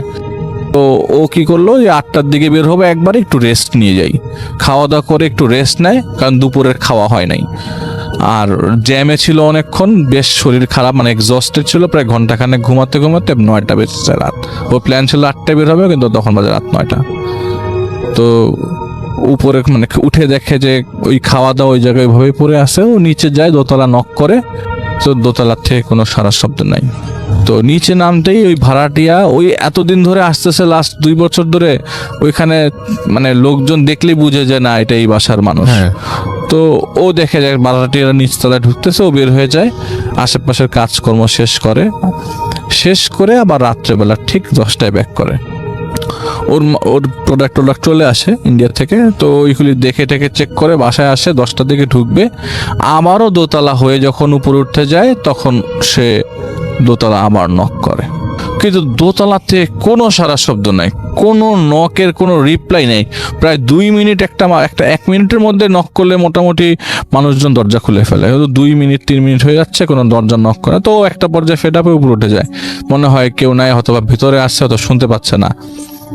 তো 3 তলায় যায়, 3 তলায় রুমে ঢুকতে দেখে খাওয়া আবারও গোছানো, খাওয়া দাওয়া একদম টেবিল ভর্তি খাওয়া দাওয়া। তো চিন্তা করতে থাকে, এত ফাংশন, এত বড় ফাংশন, এত আরামের খাওয়া, এত মজার খাওয়া, তাহলে বাসায় তো চিৎকার চেঁচামেচি থাকার কথা। ওই মধ্যে ইলেকট্রিসিটি চলে এসছে, চিৎকার চেঁচামেচি থাকার কথা, কিন্তু কোনো চিৎকার মানে কোনো মানুষজনই নাই। কিন্তু এত খাওয়া দাওয়া, ও খেয়ে ফেলে রাসেল ভাই। খাওয়া দাওয়া করার পরে ওর একটা পর্যায়ে তন্দ্রা চলে আসে, খেয়ে দিয়ে শুয়ে পড়ে। তো মোবাইল ফোন তখন যাবার যুগ, মোবাইল ফোন মানে এখন যেরকম স্মার্টফোন, ওই সময় স্মার্টফোন ছিল না, যাওয়া ছিল। মোবাইল ফোন নকিয়া ছিল, ওর একটা মোবাইল ফোন নকিয়া। তো ইউজ করতে করতে রাত্রে 12টা বাজে, তন্দ্রা আসার পর ঘুমায় যায়। হঠাৎ করে, এটা কিন্তু রাসেল ভাই দীর্ঘদিন যাবৎ প্ল্যান্ড কোনো ঘটনা না, এটা ওই দিন পৌঁছানোর পরের ঘটনা। হঠাৎ করে রাতে ঘুম ভাঙে, কে জানি ওর কাঁধ ধরে ওই ফ্ল্যাটে খালি ও একা, কাঁধ ধরে টান, মানে কি কাঁধ ধরে ডাকার জন্য যেরকম ওর কাঁধ ধরে ঝাঁকাচ্ছে। ও ও উঠে দেখে কেউ নাই, কিন্তু উঠার সাথে সাথে দেখে যে দরজা নক করছে কে জান। বলি এত রাত্রে, ঘড়ির মোবাইল ফোন দেখে, ঘড়ির কাটায় তখন রাত বাজে 1:30। ওয়াশরুমে একটু মুখটা ধুয়ে দরজাটা খুলতে যাবেন, আর দরজাটা আগে খুলুক, দেখে কে আসছে। দরজাটা খুলে দেখে সেই মেয়েটা কুপি নিয়ে দাঁড়ানো। তো এরকম ভাবে বলছে যে খালাম্মা আপনার সাথে দেখা করতে চায়, আপনি আসেন। বলে যে রাত তো এখন অনেক হয়েছে, তোমার খালাম্মারে বললাম সকালে দেখা করবো। বলে না, না এর যে বলে যে না যে বললো, মনে পুরো বিল্ডিংটা কেঁপে উঠছে, এত জোরে না, না আপনি এখন আমার সাথে আসবেন। তো একটু রীতিমতো বিরক্ত হয়ে যায়, এত রাত্রেবেলা দেখা করতে চাইছে। তো ও কি করে দরজা লাগে, নিচে নামবে প্ল্যানিং করতেছে, দেখি মেয়েটা উঠে ছাদের দিকে। এই কই যাও তুমি, নিচে আয়, তুই কই যাস, নিচে যা, নিচে নাম। বলে খালাম্মা উপরে আসেন। ও ছাদে যায় ওই মেয়েটার সাথে। ছাদে যাওয়ার পরে ছাদের মাঝখান পর্যন্ত চলে যায়, তখন বলে যে ওই যে খালাম্মা দাঁড়ায় আছে, খালাম্মার সাথে দেখা করে। ও যাবে এমন সময় পিছনে তাকায় দেখে মেয়েটাও নিচে চলে গেছে, মেয়েটা নাই ওই জায়গাটাই, আর নাই। ওই সামনে যায়, সামনে যাওয়ার পরে আসলেই সেই মহিলা, সেই ভদ্র মহিলা ওই জায়গায় দাঁড়ানো। জিজ্ঞেস করলো, কি রে বাবা, কেমন আছো তুমি? তোমার বাবা কেমন আছে? প্লাস্টিক গলদ, মারা গেছে আরো 2 বছর, 3-4 বছর আগে। বাবা কেমন আছে? তোমার বাসার সবাই ভালো? তোমার মা ভালো? তো ও একটা পর্যায়ে স্টান্ড হয়ে যায়, কাহিনী কি? তোমার বাবা কেমন আছে? তোমার তো খালু বাসায় নাই, এই জন্য তোমাকে উপরে আসতে বললাম, আমি অনেকক্ষণ ধরে তার অপেক্ষা করতেছি। তো ও খুব ভরকে যায়। তো ও একটা পর্যায়ে মাথার ঘাম টাম ছুটতে থাকে। তো বলে যে আমি কনভারসেশনটা শেষ করার জন্য তাড়াতাড়ি উতলা হয়ে যাই, আমি নিচে নেমে যাব। তো আমি বলতে থাকি বারবার, খালাম্মা আমি এখন শুয়ে পড়ি, আমার সকালবেলা কাজ আছে, আমার মালগুলা তুলতে হবে ট্রাকে, ঢাকায় পাঠাবো, আমি চলে যাই নিচে। ওই মহিলা ওকে আসতে দিচ্ছে না এবং ওর কথার কোনো রিপ্লাই দিচ্ছে না। উনি যাবতীয় কথা বলছে, ওনার গ্রামের বাড়ির কথা, ওনার গ্রামের বাড়ির সাতক্ষীরা, সেখানকার কথা, সেখানকার ঘটনা বলতেছে। কাহিনী কি উনি থামতেছে না কেন? উনি কি আমার কথা শুনতেছে না, নাকি আমি ওনার কথা ভুল শুনতেছি? একটা পর্যায়ে বলে, তোমার আব্বাকে বইলো আমার কাছে দেখা করতে, আমি অনেক দিন যাবৎ তার জন্য অপেক্ষা করতেছি। আমি ওনার কাছ থেকে কিছু টাকা পয়সা পাই, এই জিনিসটা একটু আমার বাবাকে জানানো দরকার। বাবা মারা, ও বুঝে গেছে যে এখন যেটা হচ্ছে ওর লাইফ, মানে এগুলি সব ফেক, এগুলি কিচ্ছু না, আমাকে এখন দৌড়াতে হবে। ও দৌড়ায় বাসার নিচে চলে যায়, নিচ থেকে রিক্সা নেয়। রাত 1:30টার সময় একটা রিক্সা পায়, রিক্সা নিয়ে কোনো মতে ভয়, এখন রাত 1:30 মানে তখন ভয়, ডাকাতেরকে ভয়, তখন আর এসবের ভয় না, প্যারানর্মাল ভয় না। রাত্রেবেলা অন্ধকার মফস্বল এরিয়াতে রাত্রে 1:30টায় উনি কোনো মতে ওনার গোডাউন পর্যন্ত যায়। দরজা অনেকক্ষণ ধাক্কানোর পরে ওনার গোডাউনের লোকজন খুলে, উনি গোডাউনে দিন রাত কাটায়। পরের দিন সকালবেলা বাসায় যায়, কারণ ব্যাগ বাসায়, ওই ব্যাগের ভিতরে মানি ব্যাগ টানি ব্যাগ সব। তো ওকে তো কয়েকদিন চলতে, মানি ঢাকায় ব্যাগ করতে হলে তো মানি ব্যাগ লাগবে। তো ওর জিনিসপত্রগুলো আনতে যায়, এমন সময় দরজা অনেকক্ষণ নক করে। তখন সকাল 10টা-11টা বাজে। অনেকক্ষণ নক করার পরে পাশের ফ্ল্যাট থেকে এক লোক আসে। পাশের ফ্ল্যাট থেকে লোক এসে বলে যে, কি ব্যাপার ভাই, আপনি দরজা নক করতেছেন কেন? বলে যে খালাম্মা কোথায়, খালাম্মার সাথে আমার একটু দেখা করা দরকার, কালকে রাত্রেবেলা ছাদে কথা হলো। ওই লোকটা তখন মাথা চুলকাইতেছে, ছাদে কথা হলো মানে কি? বলে খালাম্মার সাথে একটু দেখা করা দরকার, উনি রাত্রেবেলা কথা বললো, কি বললো বুঝি নাই, উল্টা পাল্টা, এখন একটু কথাবার্তা বলে যাই। দরজা নক করতেছে, কেউ খুলতেছে না। বলে কি বলে না বলতে হবে, উনি তো 25 দিন আগে মারা গেছেন। ওনার ছেলেরা কয়দিন আগে ওনার কবর জিয়ারত করতে সাতক্ষীরায় গেছে। বলে ও তো মারা গেছে সাতক্ষীরাতে, ওনার ছেলেরা কয়দিন আগে আবার আপনি কবে আসছেন? বলে আমি গতকালকে আসলে, আপনার আসার 2-3 দিন আগে ওই সাতক্ষীরাতে গেছে কবর জিয়ারত করার জন্য। মাথা টাথা আকাশ টাশ ভেঙে পড়ে। বলে বলেন কি? আচ্ছা এই কাহিনী হয়েছে। তো উনি ওই দিন ব্যাগ ট্যাগ নিয়ে, ওকে তো আর 2 দিন থাকতে হবে বছরে। রাসেল ভাই ও কি করে একটা হোটেলে ওঠে, খুব আহামরি না, খুব নর্মাল হোটেল, আমি বলে ফেললে সবাই হোটেলটার নাম চিনে যাবে। তো হোটেলে ওঠে, হোটেলে একটা নর্মাল রুম নেয় 3 তলায়। 3 তলার রেডি সব কিছু, 3 তলা রুম পায়, 302 নম্বর রুম। রুমের ভিতরে ঢোকে, রেস্ট নেয়, কাজকর্ম করে, রাত্রে 10টায় ঢোকে এবং সারাদিনের ধকল আর ওই গতকালকের ধকলটা ওকে খুব বেশি পড়াতে থাকে।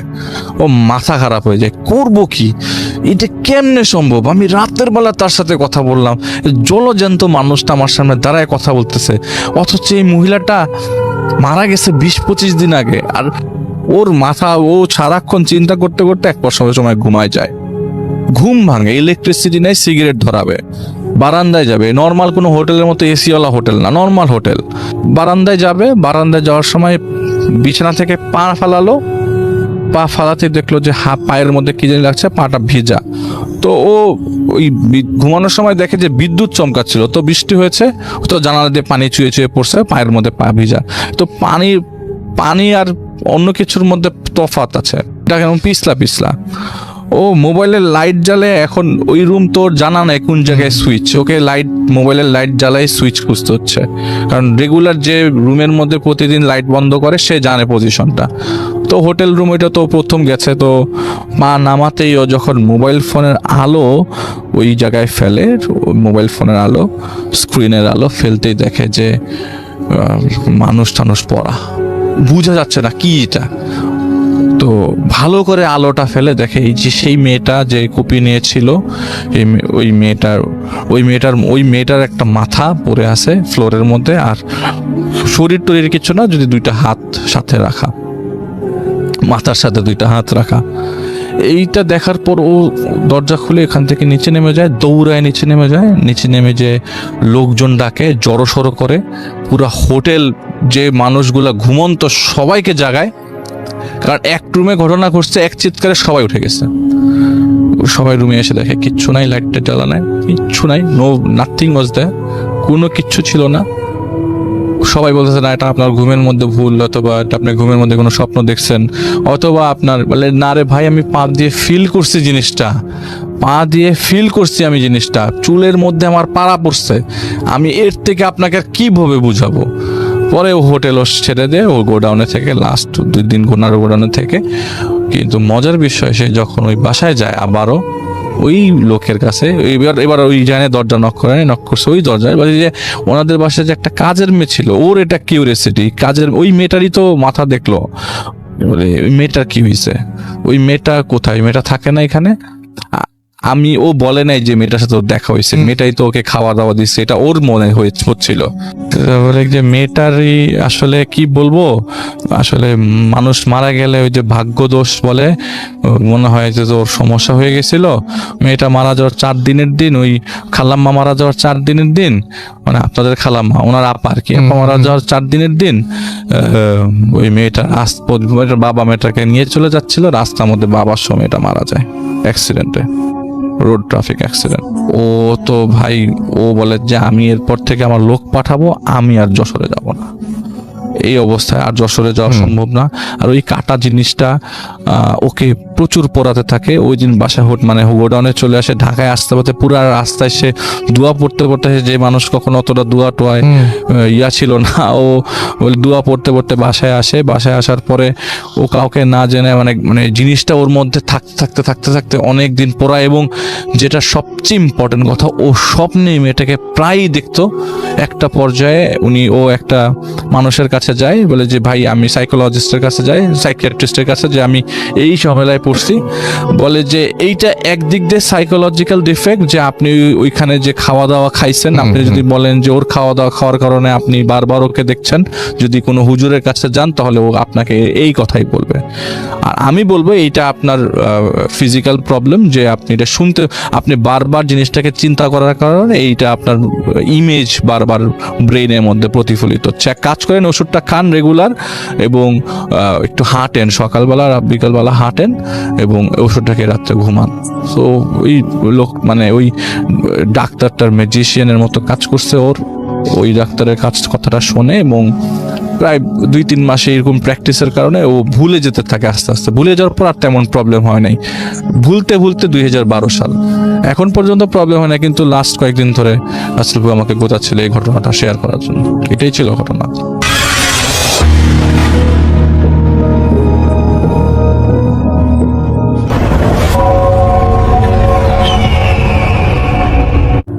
আসসালামু আলাইকুম। তাদের সবাইকে সাদর আমন্ত্রণ জানাচ্ছি। আমি আহমেদ বাবু। কেমন আছেন আপনারা? আশা করি সবাই ভালো আছেন। আমি আল্লাহর রহমতে ভালো আছি, আলহামদুলিল্লাহ। আর এই ঘটনাটি আমাদের সাথে শেয়ার করেছেন অনিক মাহমুদ, উইসকনসিন, ইউনাইটেড স্টেটস থেকে, এবং তিনি তার বন্ধু র্যান্ডির মামা উইলিয়ামের একটি ঘটনা আমাদের কাছে শেয়ার করেছেন। 90-এর দশকের কথা। র্যান্ডির মামা উইলিয়াম তখন 19 বছর বয়স। 19 বছর বয়স মানে তিনি তার টিনেজ বয়সের একদম শেষ মাথায় আছেন, এবং তারা তখন নতুন বাড়িতে মুভ করেন। বাড়িটা ছিল শহরের একটা প্রান্ত এলাকায়, এবং যেখানে একটা লেক আছে, লেকের কাছেই তাদের কমিউনিটি। এই কমিউনিটির বিশেষ একটা ব্যাপার হচ্ছে কমিউনিটিটা খুব নির্জন এবং বেশ পুরনো। আর এই কমিউনিটির পাশেই মানে কমিউনিটির যে রাস্তাটা, ওটা ছাড়িয়ে একটু সামনে গেলেই যে রাস্তাটা পড়ে সেটা হচ্ছে একটা পুরনো সেমিটারি রাস্তা। তো যাই হোক, সেই সেমিটারি মানে হচ্ছে কবরস্থান, পুরনো কবরস্থান, এবং এই কবরস্থানটা নাকি অনেক পুরনো, প্রায় 100 বছরেরও বেশি পুরনো। তো যেহেতু উইলিয়ামদের বাসায় যাওয়ার পথটাই ওই রাস্তায়, উইলিয়ামদের প্রতিদিনই ওই রাস্তা মাড়ানো পড়তো, কবরস্থানের সামনে দিয়ে যাওয়া পড়তো। আর উইলিয়াম মাঝে মাঝে তার বন্ধুদের নিয়ে যখন তার বাসায় আসতো বা তাদের এলাকায় আসতো, তো বন্ধুরাও অনেক কথা বলতো। তো যাই হোক, তার এক বন্ধু ওই কবরস্থান সম্বন্ধে তাকে অনেক কথা বলে যে এই কবরস্থানটা হন্টেড, এটার মধ্যে অনেকগুলো ঘটনা আছে যেগুলো হন্টেড ঘটনা। এইখানে কিন্তু রাত্রেবেলা উল্টাপাল্টা জিনিস ঘটে। উইলিয়াম, তুই কিন্তু কখনোই এর দিক দিয়ে ঘোরাফেরা করবি না, মানে রাতের বেলা। তুই তো অনেক কিউরিয়াস মাইন্ড। উইলিয়াম একটু কিউরিয়াস মাইন্ড ছিল, যেটা হয় টিনেজ বয়সে থাকে। উইলিয়াম শুনতো বন্ধুদের কাছে, তো সেও মোটামুটি একটু ঘাটাঘাটি শুরু করে। তখনকার সময় ইন্টারনেট কেবল আসছে, এত ভাস্ট না। তারপর টুকিটাকি সে খোঁজ খবর নিয়ে মানুষের কাছ থেকে জানার চেষ্টা করে কবরস্থান সম্পর্কে। সে ওখানে শোনে যে এখানে নাকি বেশ স্পুকি ঘটনা ঘটে। এগুলো কিন্তু উইলিয়াম শোনে। তো শোনার পরে তার মধ্যে কিউরিয়াসিটি জন্ম নেয়। তো সে যেটা করে, প্রথম তার বাসার জানলা দিয়ে সে দেখতো, লেকটার দিকে তাকায় থাকতো, সামনে দূরের দিকে তাকায় থাকতো যে ওখানে কি আছে, মানে কিছু ঘটে কিনা। অনেক রাত এরকম গেছে, জানলা খুলে, তখন সামারের সময়, জানলা খুলে সে ওখানে বসে আছে, বাতাস আসতেছে তার ঘরে, খুব সুন্দর বাতাস, কিন্তু সে কিছুই দেখে না। কিন্তু মিস্টিক মনে হয়, কবরস্থানটা দূরে দেখলে মিস্টিক লাগে, অনেক টুমস্টোন আর অনেক কিছু। উইলিয়ামের বন্ধু বান্ধবরা অনেকেই তাকে বলে যে একদিন যাবি নাকি এখানে। তো উইলিয়াম তাদের কথায় সায় দেয় না, কারণ সে জানে তার বাসায় বিশাল সমস্যা হবে। তার বাবা এমনি তার উপরে মানে সবসময় চটে থাকে আর কি, তাকে যতটুকু পারে কাজকর্ম করাতে চেষ্টা করে তার বাবা, মানে উল্টা পাল্টাই ঘোরাঘুরি তার বাবার পছন্দ না। তো উইলিয়ামের তখন নতুন কলেজ লাইফ শুরু হয়েছে, সারাদিন পড়াশোনা, বেশ চাপ, পড়াশোনা করতে হয়। আর সপ্তাহে 3 দিন সে পার্ট টাইম কাজের জন্য অ্যাপ্লাই করে বিভিন্ন জায়গায়। তো বিভিন্ন জায়গায় অ্যাপ্লাই করাতে তার একটা জায়গায় কাজ হয়ে যায়, সেটা হচ্ছে একটা ভিডিও ক্লাব, মানে যেখান থেকে মানুষ VHS, DVD এগুলো ভাড়া নিত, গেমস এসব। তো ওখানে কাজ হয়ে যায় সন্ধ্যা 6টা থেকে রাত 10টা পর্যন্ত, বেরোতে 11টা। তো উইলিয়াম ওখানে জয়েন করার পর তার বেশ ভালোই লাগে, কারণ সে ওখান থেকে নর্মালি ওখান থেকে বিভিন্ন মুভি টুভি ভাড়া নিত, সেখানে তার চাকরি হচ্ছে, তো বেশ ভালো লাগে। তো যেতে হইতো কিন্তু সেই ওই রাস্তা দিয়েই, ওই যে সেই সেমিটারির সামনে রাস্তা দিয়ে তাকে যেতে হইতো। তো এইটারে সে সিরিয়াস কিছু মনে করতো না। বিকালের দিকে দেখা যেত যে হালকা ওখানে রাশ কম, মানুষজন কম চলাফেরা করে, কারণ পুরোনো একটা সেমিটারি ওখানে। তো বিকালের দিকে রাশ কম। রাতে ফেরার সময় একটু অস্বস্তি লাগতো তার, কারণ রাতে যখন ফিরতো তখন মানুষজন থাকতো না, ওই রাস্তাটা কেমন যেন নির্জন হয়ে যায়, কেমন যেন গা কাটা দেওয়ার মতো একটা অবস্থা। তো সে বুঝতেছে উইলিয়াম যে শীত যদি আসে তাহলে তো খুবই খারাপ অবস্থা হবে এখানে। ততদিন অবশ্য সে গাড়ি কিনে ফেলবে, তার প্ল্যান আছে যে কাজ করতেছে সে গাড়ি কেনার জন্য। তো যাই হোক, এরকম একটা সময়, তখন কিন্তু মোটামুটি গরম কমে গেছে, বেশ খানিকটা ঠান্ডা আবহাওয়া আর কি। এই সময় একদিন উইলিয়াম ওখান থেকে আসতেছে রাতের বেলা কাজ শেষ করে, এবং তার সাথে ওই দিন সে মুভি মুভি রেন্ট করছে, আর তার সাথে খাবারের প্যাকেট, এটা নিয়ে সে আসতেছে প্যাডেল করে করে। বেশ মানে ভালো লাগতেছে আর কি তার কাছে, আবহাওয়াটা খুব সুন্দর, ঠান্ডা আবহাওয়া। তো সে কিন্তু প্যাডেল করতে করতে চলে আসছে সেমিটারির গেটের কাছে। তো এইখানে যখন সে আসে, প্রতিদিন দেখে যে দরজাটা বন্ধ, এবং ওরকমই একটা মানে লুক, এরকম মানে অ্যাজ ইউজুয়াল একটা লুক, দরজা বন্ধ, সেমিটারি এটা কেমন যেন একটু গা শিরশির করে চলে যায়। আজকে আসার সময় সে দেখলো যে সেমিটারি গেটটা খোলা, বেশ খানিকটা খোলা। তো উইলিয়ামের কাছে একটু অবাক লাগলো যে রাতের বেলা সেমিটারির গেট খোলা কেন, মানে এটা আনইউজুয়াল মনে হলো তার কাছে। আর তার মাইন্ডে একটা মানে কিউরিয়াসিটি কাজ করলো তখন। সে ফট করে সাইকেল থেকে নেমে গেল এবং সাইকেলটাকে টেনে নিয়ে আসলো। তার যে খাবারের আর এই যে ভিএইচএসের যে ব্যাগ, সেটা কিন্তু বাঁধা সাইকেলের সাথে, মানে মাঝখানে যে রডটার উপরে। তো সে সাইকেল নিয়ে আস্তে আস্তে টেনে টেনে আসছে, এসে দেখতেছে দরজা খোলা। ভিতরে উকি দিল, দেখলো অন্ধকার। অন্ধকার, ওই যে চাঁদের আলো হালকা পড়ছে, ওই পেভিং করা রাস্তা চলে গেছে। তো উইলিয়াম সাইকেল নিয়ে ঢুকে গেল ওই জায়গায়। সে আসলে মনে করেনি যে দরজা খোলা বা এটা কে খুললো। সে মানে কিউরিয়াসিটি থেকে সাইকেল নিয়ে ভিতরে ঢুকে গেছে। সাইকেল নিয়ে ভিতরে ঢুকে সে হাঁটতেছে, ডানে বামে তাকাইতেছে, কেউ নাই, মানে পুরা নীরব নিথর, রাতের বেলা পোকা ডাকতেছে এরকম। তো উইলিয়ামের কাছে আবার বেশ ভালো লাগলো, কারণ সে খুব হরর মুভি টুভি লাইক করতো। পুরো জনমানব শূন্য সেমিটারি, মানে কেউ নাই, রাতের বেলা চাঁদের আলো হালকা পড়ছে, চারিদিকে ছড়ায় আছে এবং গাছ গাছালের ছায়া পড়ছে। এবং সেই যেখান থেকে মানে নামতেছে উঁচু জায়গা, সেই জায়গার থেকে নিচের দিকে কিন্তু দেখা যাচ্ছে লেকটা চকচক করতেছে। এবং এই লেকটাই কিন্তু তাদের যে কমিউনিটি, ওটার মধ্যে সাইড দিয়ে গেছে। তো সে দেখতেছে ওখানে চাঁদের আলো লেকের পানিতে চকচক করতেছে। তো তার কাছে বেশ মানে ভালো লাগলো এবং সে এখানকার সম্পর্কে অনেক ঘটনা পড়ছে, এই সেমিটারি সম্বন্ধে অনেক ঘটনা পড়ছে, যে এটা সম্বন্ধে অনেক রকম স্পুকি ঘটনা প্রচলিত আছে। তো উইলিয়ামের মনে হলো গেট যখন খোলা পাইছে, আমি যখন ঢুকছি, আমি একটু সাইকেলটা চালাই এখানে। রাস্তাটা কিন্তু চিকন চিকন রাস্তা, খুব সুন্দর। তো উইলিয়াম করলো কি, তার সাইকেলের সামনে ল্যাম্প ছিল, মানে একটা ফ্ল্যাশ লাইট এরকম, সে একটা ক্লাম দিয়ে আটকায় রাখতো। ফ্ল্যাশ লাইটটাকে অফ করে দিল, দিয়ে সে আস্তে আস্তে সাইকেলটা সামনে ঠেলে প্যাডেল মারা শুরু করলো। উঠে গেল সাইকেলে। সাইকেলের এই যে চাক্কার একটা শব্দ, ওইটা ছাড়া আর কোনো শব্দ নাই, ওইটাই শব্দটা পাচ্ছে। আর সে কেট কেট কেট কেট কেট করে শব্দ করে সামনে যাচ্ছে। তো যেতে যেতে সে একটা দেখলো সার্কেল, এরকম গোল সার্কেল, ওটার মাঝখানে একটা এরকম বড় একটা স্ট্যাচু, বেশ বড় স্ট্যাচু, অনেক ভারী, অনেক বড়। এবং কেমন যেন স্ট্যাচুটা চাঁদের আলো তো দেখতেই ভয় লাগে ওখানে বসানো, এবং খুব রিয়েলিস্টিক মনে হয়। এবং ওই স্ট্যাচুর নিচেই একটা বড় একটা টুমস্টোন, কোনো একজন সমাধি সেখানে। তো এটার পাইতে এসে ঢুকলো। টেম্পারেচার মনে হলো আরো খানিকটা এখানে ফল করছে। তো উইলিয়াম ওখান থেকে ঘুরে একদম একটা সার্কেল করে যখন নাকি বাদিক দিয়ে ঢুকছে আরেকটা রাস্তায়, সেখানে ঢুকতে সে শব্দ পেল। মনে হলো যে কতগুলা মানে বাচ্চা কাচ্চা যদি মানে হাসি তামাশা করে, দুষ্টুমি করে, মানে কোলাহল করে, সেরকম একটা শব্দ। সে চিন্তা করলো এখানে কারা ঢুকছে, এখানে কি কোনো গ্রুপ অফ কিডস ঢুকছে নাকি, দরজা তো খোলা পাইছে। তো সে করলো কি, সাইকেলটা আস্তেই করে আরেকটু সামনে নিয়ে চিন্তা করলো যে এখানে যদি তাকে আবার সাইকেল সহ কেউ দেখে কি সমস্যা হবে, বা এখানে মানে কারাই ঢুকছে আমি তো দেখতে পাবো না। তো সে সাইকেল থেকে নেমে গেল, নেমে দেখলো যে সামনে একটা উঁচু জায়গা, মানে দুই পাশে এরকম দেয়ালের মতো, প্রায় 2-3 ফিট মতো উঁচু হবে জায়গাটা, পাশে আবার ঘাসের লন।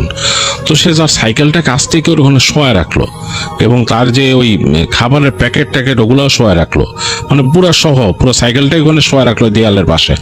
আর সে তার ওই ক্লাম থেকে তার ফ্ল্যাশ লাইটটা খুলে নিয়ে সামনের দিকে যাচ্ছে। মূল কারণ হচ্ছে ওই যে শব্দ পাইছে সে, বাচ্চা কাচ্চার যে হই হুল্লোড় টাইপের। চিন্তা করতেছে যে এই শব্দগুলো যে পাচ্ছে মনে হচ্ছে কিশোরী সব, এরা এত রাত্রেবেলা এখানে ঢুকছে কেমনে। আবার চিন্তা করতেছে এরা কি মানে অ্যাডভেঞ্চার প্রিয় কিডস, এরাই কি এখানে ঢুকে মাঝে মাঝে এরকম এসে।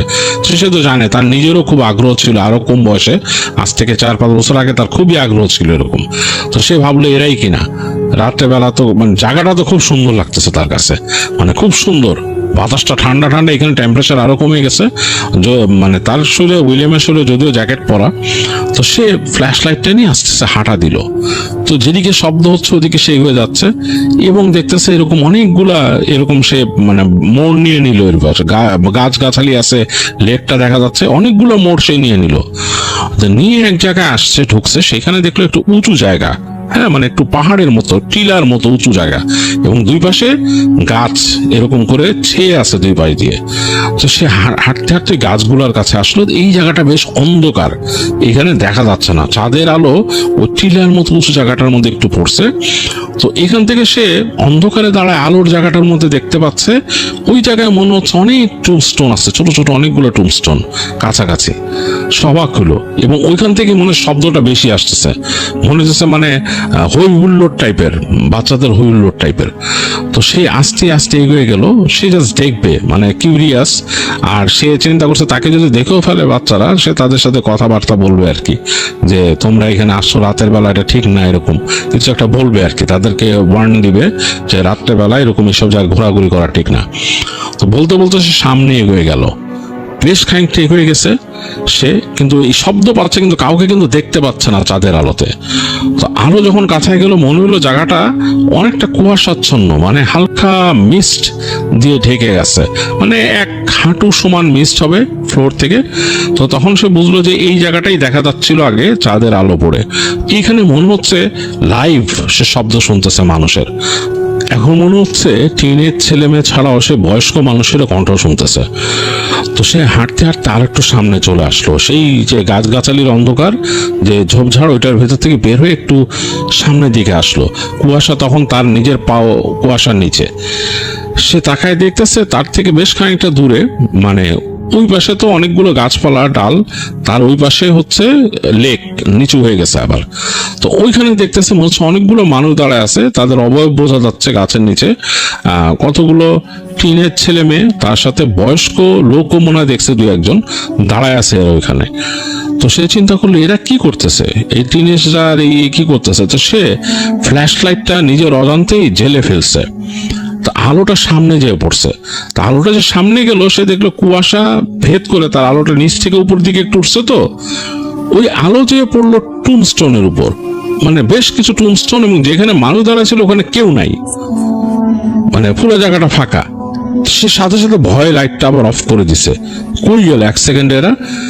তখনই আবার দেখলো অবয়বগুলো ওখানে দাঁড়ায় আছে এবং মনে হচ্ছে তার দিকে তাকায় আছে, এবং এই শব্দটা সব বন্ধ হয়ে গেছে, যে এতক্ষণ যে শব্দ শুনতেছিল কোলাহল, সেটা বন্ধ হয়ে গেছে।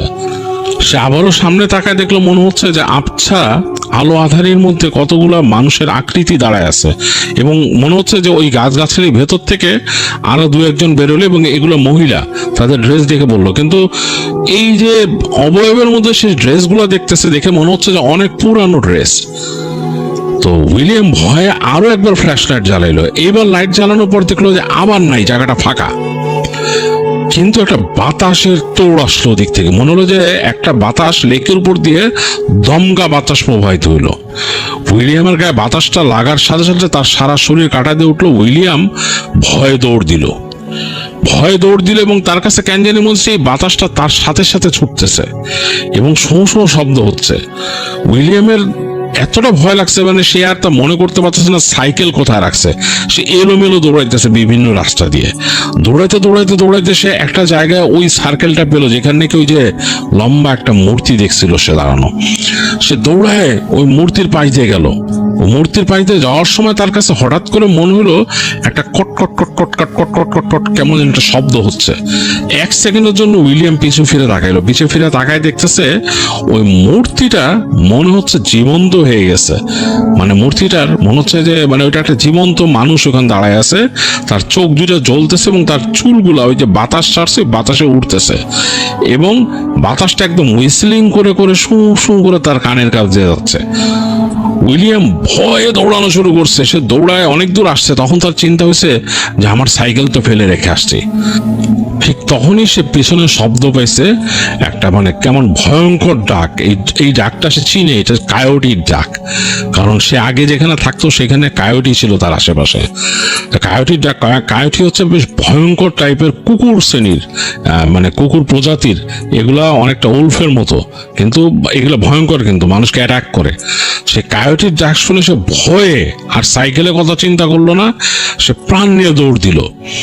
দৌড়াইতে সে চলে আসছে একদম তার ওই সেমিটারি যে গেটটার কাছে। এসে দেখতেছে সেমিটারি গেট বন্ধ, মানে সে যে খোলা দেখছিল এটা খোলা না, এটা বন্ধ, কিন্তু উপরে কিন্তু বেশ ফাঁকা আছে। উইলিয়াম ভয়ের চোটে ঝাঁপায় পড়লো গেটের উপরে। ঝাঁপায় পড়ে গেটের উপর সে হাঁচড়ে পাঁচড়ে পা ঠেকায় কোনো মতে, লোহার গেট ছিল, উপর দিয়ে উঠে ওই পাশে পড়লো, তো দেখলো তো তার হাত একদম ছড়ে গেল এখানে লেগে, প্রচন্ড জ্বলুনি উঠলো, কিন্তু তার ওইটা দেখার সময় নেই, সে ওখান থেকে ঝেড়ে দৌড়াচ্ছে। মানে তার চিন্তা হচ্ছে যে সে একদম তার বাসায় পৌঁছাইতে হবে, বাসা এখনো বেশ খানিকটা দূরে। তো দৌড়া যাচ্ছে, সে শব্দ পাচ্ছে যে তার হাতের বাঁ পাশ দিয়ে কিন্তু ওই পাশে ফেন্স, এবং ফেন্সের ওই পাশে মানে সেই সেমিটারি ফেন্স কিন্তু ওই পাশে, ফেন্সের ওই পাশে সে কায়োটির শব্দ পাচ্ছে।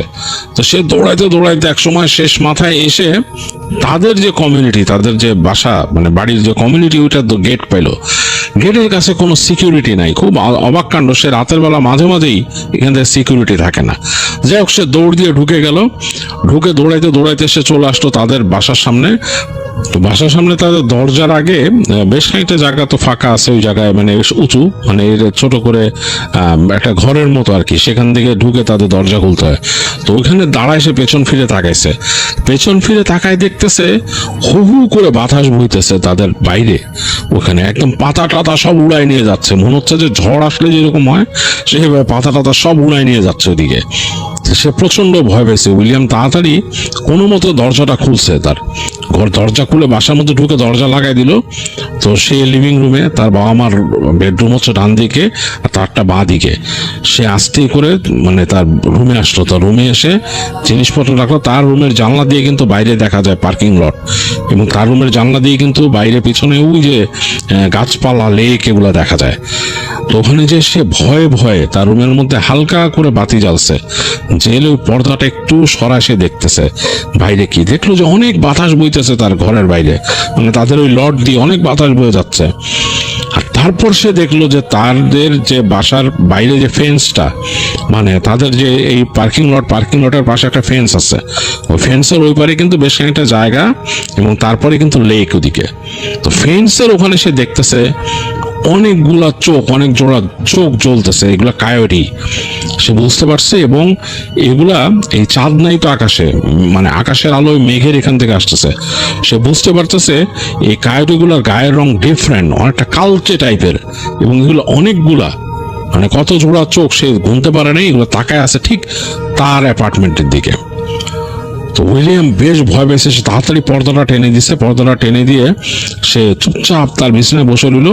অনেকক্ষণ পর দেখলো হাত জ্বলতেছে, তো সাথে সাথে সে জ্যাকেট খুলে ফেললো, খুলে দেখলো ওই জ্যাকেটের এখান থেকে তার ছিঁড়ে গেছে এবং তার হাত ছড়ে গেছে দরজার চোখাই লেগে।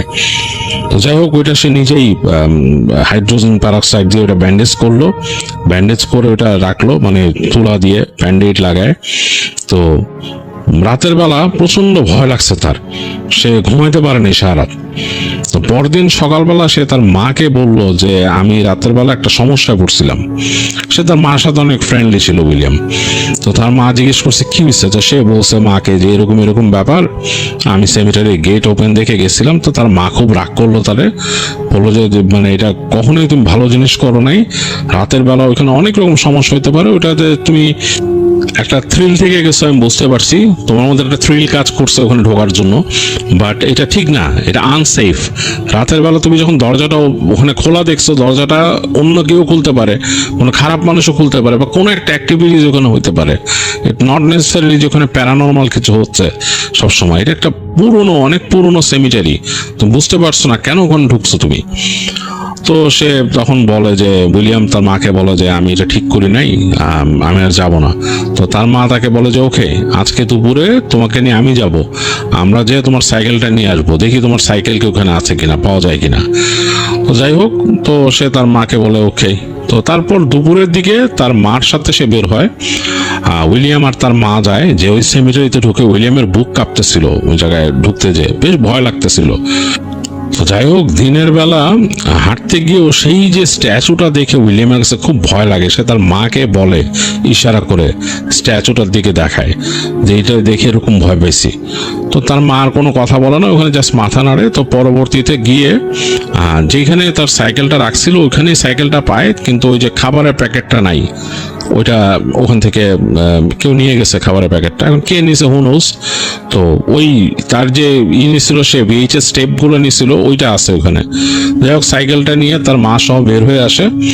আসার পরে তার মা বাসায় নিয়ে আসে তাকে। তো তার মা তাকে বলে যে তুমি যেটা করছো উইলিয়াম, ওইটা একটা স্টুপিডিটি, এটা ফুলিশনেস, এরকম কাজ কখনো করবা না। আর রাতের বেলা এই রাস্তাটা দিয়ে আসবা না, আমি তোমার জন্য নতুন রাস্তা এখান থেকে খুঁজে বের করছি। ও তুমি এই দিক দিয়ে ঘুরে, একটু বেশি ঘুরতে হবে তোমাকে, কিন্তু ঘুরে তুমি তোমার কাজে যেতে পারবা, ওই রাস্তায় দিয়ে আসার দরকার নেই। তো উইলিয়াম তার মাকে বলে কেন, এখান থেকে তো শর্টকাট, আমি আসতে অসুবিধা কি? তার মা বলছে যে আসবা না মানে আসবা না, তোমাকে যেতে না করছি মানে না। তো পরে নাকি উইলিয়াম এটা শুনছিল যে এই তার মা নাকি ওই জায়গা সম্পর্কে অনেক উল্টাপাল্টা কথা শুনছে এই প্যারানর্মাল বিষয়াদি নিয়ে।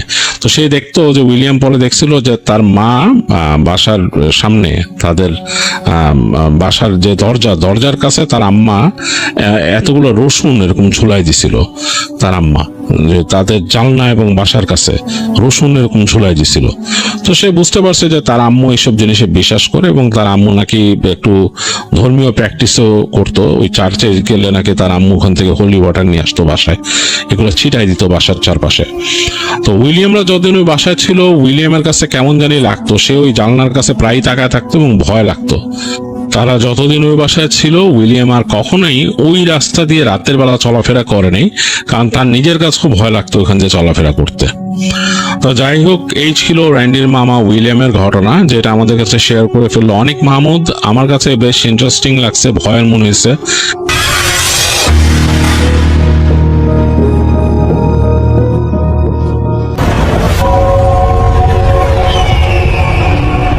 আসসালামু আলাইকুম এভরিওয়ান, রাসেল ভাইয়া এবং সকল লিসেনার্স, আশা করি আপনারা সবাই ভালো আছেন, সুস্থ আছেন। আমি রেদওয়ান মাহিন, থাকি উত্তরাতে। আমি পড়াশোনা করছি ইন্ডিপেন্ডেন্ট ইউনিভার্সিটিতে। তো আজকে যে ঘটনাটা আমি শেয়ার করব, সেটা আমার সাথে ঘটে যাওয়া ঘটনা এবং ভূতের ফ্রেমে দেওয়া আমার লাইফের প্রথম ঘটনা। তো আশা করি আপনাদের কাছে ভালো লাগবে। তো দেরি না করে শুরু করলাম। আমি তখন ক্লাস 1-এ পড়ি। আমার ছোট ভাই বোন তখন হয়নি। তো আমি আম্মু বাবার সাথেই ঘুমাইতাম। একদিন আমার ভোরবেলা আমার ঘুমটা ভেঙে যায়। তো বলে রাখি রাসেল ভাই, আমি যেভাবে মানে আমাদের রুমটা যেরকম ছিল, সেটা হচ্ছে যে আমার মেন কথা হচ্ছে মশারি টানানো ছিল, আর আমার হাতের ডান সাইডে জানালা ছিল। তো ভোরবেলা যেহেতু আমার ঘুমটা ভাঙছে, ভোরের একটা আলো কিন্তু আমাদের ঘরে পড়তো, ঠিক আছে। আমার হাতের ডান সাইডে বাবা, বা সাইডে আম্মু, এইভাবে, আর আমি মাঝখানে শুয়ে আছি। তো হঠাৎ ঘুমটা আমার গাঢ় একটা ঘুম, বাট কেন কি কারণে জানি আমার ঘুমটা ভেঙে যায়। তো আমি খেয়াল করলাম আমার পা বরাবর, মানে আমি তো শুয়ে আছি, মানে আমার একদম সোজা কিছু একটা মানে 4-5 জন কালো বোরখা পরা, মানে বোরখা, মানে একটা অন্ধকার রুমে কেউ যদি বোরখা পরে আসে কিরকম লাগবে? একটা ছায়ার মতো লাগবে না? অবশ্যই ছায়ার মতো লাগবে। তো এরকম কিছু একটা হাঁটাহাঁটি করতেছে। তো বলে রাখি একটা ব্যাপার, সেটা হচ্ছে যে মশারি টানানো ছিল। তো ফ্যানও ছাড়া মশারিও দুলতেছে। তো আমি না ছোটবেলায় তখন মানে বুঝতেছিলাম না জিনিসটা আসলে কি, কারণ তখন ভালো মন্দ, ভূত জিন এগুলা বুঝার বয়সও না, স্বাভাবিক। তো আমি আর আম্মু বাবা পাশে, আমি এত ভয়ও পাচ্ছিলাম না, একটু হইলেও সাহসী ছিলাম। তো যখন মশারিও দুলতেছে, আবার লাগতেছে বাহিরেও কিছু একটা, তো আমি একটু কনফিউজ ছিলাম আসলে। তো আমি ভাবলাম যে না, একটা কাজ করি, লেট মি চেক, আমি গিয়ে দেখি, একটু কাছে গিয়ে দেখি যে জিনিসটা কি। সাহস আমার লাইক একটু বেশি ছিল। আমি উঠে বসলাম। তো হামাগুড়ি পজিশনে আস্তে আস্তে যাওয়া শুরু করলাম, একটু একটু একটু একটু করে একদম মশারির কাছে গেছি। কাছে গিয়ে উকি দিলাম, তো দেখলাম যে যেই 5-6 জন হাঁটাহাঁটি করতেছে, ওরা আস্তে আস্তে আমাদের রুম থেকে বের হইতে হইতে হইতে ডাইনিং এর দিকে চলে যাচ্ছে। মানে আমি যতটা তাদের কাছে আসার ট্রাই করতেছি, তারা ততটা পিছিয়ে চলে যাচ্ছে, পিছিয়ে আমাদের রুম থেকে বের হয়ে যাচ্ছে। তো এখন বেরোতে বেরোতে অন্ধকারের সাথে মিলে গেছে রাসেল ভাই। তো এখন অন্ধকারের সাথে মিলে যাওয়ার পর আমি আর জিনিসটা সিরিয়াসলি নিইনি। আমার কাছে লাগতেছে যে আমি তো তাইলে কিছুই দেখলাম না, তাইলে মনে হয় মশারি দুলতেছিল, মানে তেমন কিছু না। তো আমি তেমন তার ভয় পাইনি। তা আমি করলাম কি, সুন্দর করে আবার হামাগুড়ি দিয়ে দিয়ে আমি আমার আম্মু বাবার মাঝখানে এসে ঘুমায় পড়ছি। বিশ্বাস করেন রাসেল ভাই, মানে আমি এটাকে ক্লাস 7 অব্দি একটা স্বপ্নের মতো বা একটা কিছুই দেখি নাই এরকমই ভাবতাম, যে কি দেখছি এটা, এরকম কি হয় নাকি, আদৌ এরকম তো হয় না। তো আমি জিনিসটা ভাবতাম যে না, এটা তেমন কিছুই না, এটা হয়তো এমনি মনের ভুল ছিল। তো ক্লাস 7 ওঠার পর একটা দিন একটা কাহিনী হয়, যেটা আমার বিশ্বাস করতে পরে আমার বাধ্য করে। সেটা হচ্ছে যে আমার ক্লাস 7 যখন উঠলাম, আমার একটা ফ্রেন্ড শৌখিন, তো সে আমাকে বলতেছে যে মাহিন আজকে না আমি ভূত দেখছি। তখন আমি এটা শুনে একটু হাসে দিছি যে কি বলতেছিস তুই। তখন সে বলতেছে না সত্যি। তো আমি বললাম আচ্ছা ঠিক আছে, তুই আমাকে টিফিন টাইমে বলিস, এখন তো ক্লাস চলতেছে, টিফিন টাইম বলিস। তো আচ্ছা ঠিক আছে। তো টিফিন টাইম হইলো, তো সে আমাকে বলতেছে যে কাহিনীটা শুনবি, কি হয়েছে। আমি বললাম হ্যাঁ বল। তো সে বলতেছে দোস্ত, আমি ঘুমায় আছি, তো হুট করে আমার ঘুমটা ভেঙে যায় অ্যারাউন্ড 3-4টার দিকে। আমার ঠিক টাইমটা খেয়াল নাই। তো আমি দেখলাম যে আমার দরজার মানে আমার রুমের ঢুকার যে দরজাটা, ওই দরজাটার সামনে একটা কালো ছায়ার মতো কেউ দাঁড়ায় আছে। তখন আমি ওকে বলতেছি দাঁড়া ওয়েট। কালো ছায়ার মতো, মানে অ্যাজ লাইক কোনো বোরখা পরা কোনো মহিলা যদি দাঁড়ায় থাকে, যেমন দেখায় ওইরকম কিছু। তখন সে বলতেছে যে হ্যাঁ ওইরকমই। বিশ্বাস করেন আসলে ভাই, আমার তখন পুরো গায়ের লোমটা দাঁড়ায় গেছে।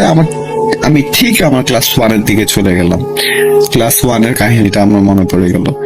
আমি পরে বলছি হ্যাঁ হ্যাঁ হ্যাঁ বল। তো ও বলতেছে দাঁড়া, তুই কেমনে জানলি যে সে মানে বোরখা পরা টাইপের এরকম। তা আমি বললাম যে দেখ, আমার সাথে আমার একটা কিছু হয়েছিল, বাট আমি তখন অনেক ছোট ছিলাম, তো আমি ভালো মন্দটা বুঝতাম না। অবশ্যই যদি সেই জিনিসটা এখন আমার সাথে এই মুহূর্তে ঘটতো, তাহলে আমি অবশ্যই হয়তো রিয়েক্ট করতাম। আচ্ছা যাই হোক, বল তোর কাহিনীটা বল। পরে সে বলতেছে যে আচ্ছা তারপর কি হইলো। আমি যখন ওটাকে দেখছি, তো আমি তো দেখার পরে বুঝে গেছি যে এটা কোনো মানুষ, সামথিং এলস, মানে লম্বা চিকন, আর সবচেয়ে বড় কথা হচ্ছে কালো, একদম বডির কোনো পার্ট বোঝা যাচ্ছে না, একদম শ্যাডোর মতো। তো সাডেনলি আমি যখন ওকে দেখছি, দেখার পর আমি ভাবতেছি যে আম্মু বলে একটা চিৎকার দিব, আম্মু বাবা মানে আল্লাহর নাম নিয়ে একটা চিৎকার দিব। বুঝতেছি না, ওর মাথা কাজ করতেছে না, কি করবে। তো ও ভাবতেই মানে ওই জিনিসটা তার দিকে হাত উঁচু করছে। তার মানে ও খেয়াল করলো যে ওই জিনিসটা দূরের থেকেই তার দিকে একটা হাত উঁচু করছে। যে না হাত উঁচু করছে, সে না ভয় পেয়ে গেছে, সে দিচ্ছে একটা চিৎকার, আম্মু বলে একটা চিৎকার দিচ্ছে। সাথে সাথে ও খেয়াল করলো ওই জিনিসটা এত জোরে দৌড় দিছে, ওয়ালের সাথে লেগে সাথে সাথে ভ্যানিশ হয়ে গেল। মানে সেকেন্ডের মধ্যে সে দেখলো যে জিনিসটা ওয়ালের সাথে লেগে ভ্যানিশ। ও রাসেল ভাই, আমি একটা পয়েন্ট মিস করছি। সেটা হচ্ছে আমি যখন ছোট ক্লাস 1 থাকতে ওই জিনিসগুলোকে দেখছিলাম, ওরাও ঠিক এরকমই ছিল যে ও 5-6 জন, আমি তো 5-6 জনকে দেখছি, ওরা 5-6 জন কিন্তু একে অপরের সাথে গায়ে যে লাগতেছে ভেদ করে বের হয়ে যাচ্ছে। সাপোজ আমি আপনার গায়ে লাগলাম, আমি আপনার মানে আপনার ভিতর দিয়ে বের হয়ে গেলাম, আবার মানে আপনি আমার গায়ে লাগলেন, আমি আবার আপনার সামনে দিক দিয়ে বের হয়ে গেছি, মানে জাস্ট ভ্যানিশ হয়ে যাচ্ছি। দুজন দুজনের সাথে বাড়ি খাচ্ছি, আবার বাড়িতে বের হয়ে যাচ্ছি, এইভাবে আর কি। মানে কেউ কাউকে ডিস্টার্ব করতেছে না, সবাই সবার মতো হাঁটাহাঁটি করতেছে, কেউ কারোর সাথে ক্ল্যাশ করতেছে না, এরকম। ঠিক সেম শৌখিন আমাকে এই জিনিসটাই বললো যে ওয়ালের সাথে বাড়ি লাগলো, ও ভ্যানিশ, সেকেন্ডের মধ্যে ভ্যানিশ। তো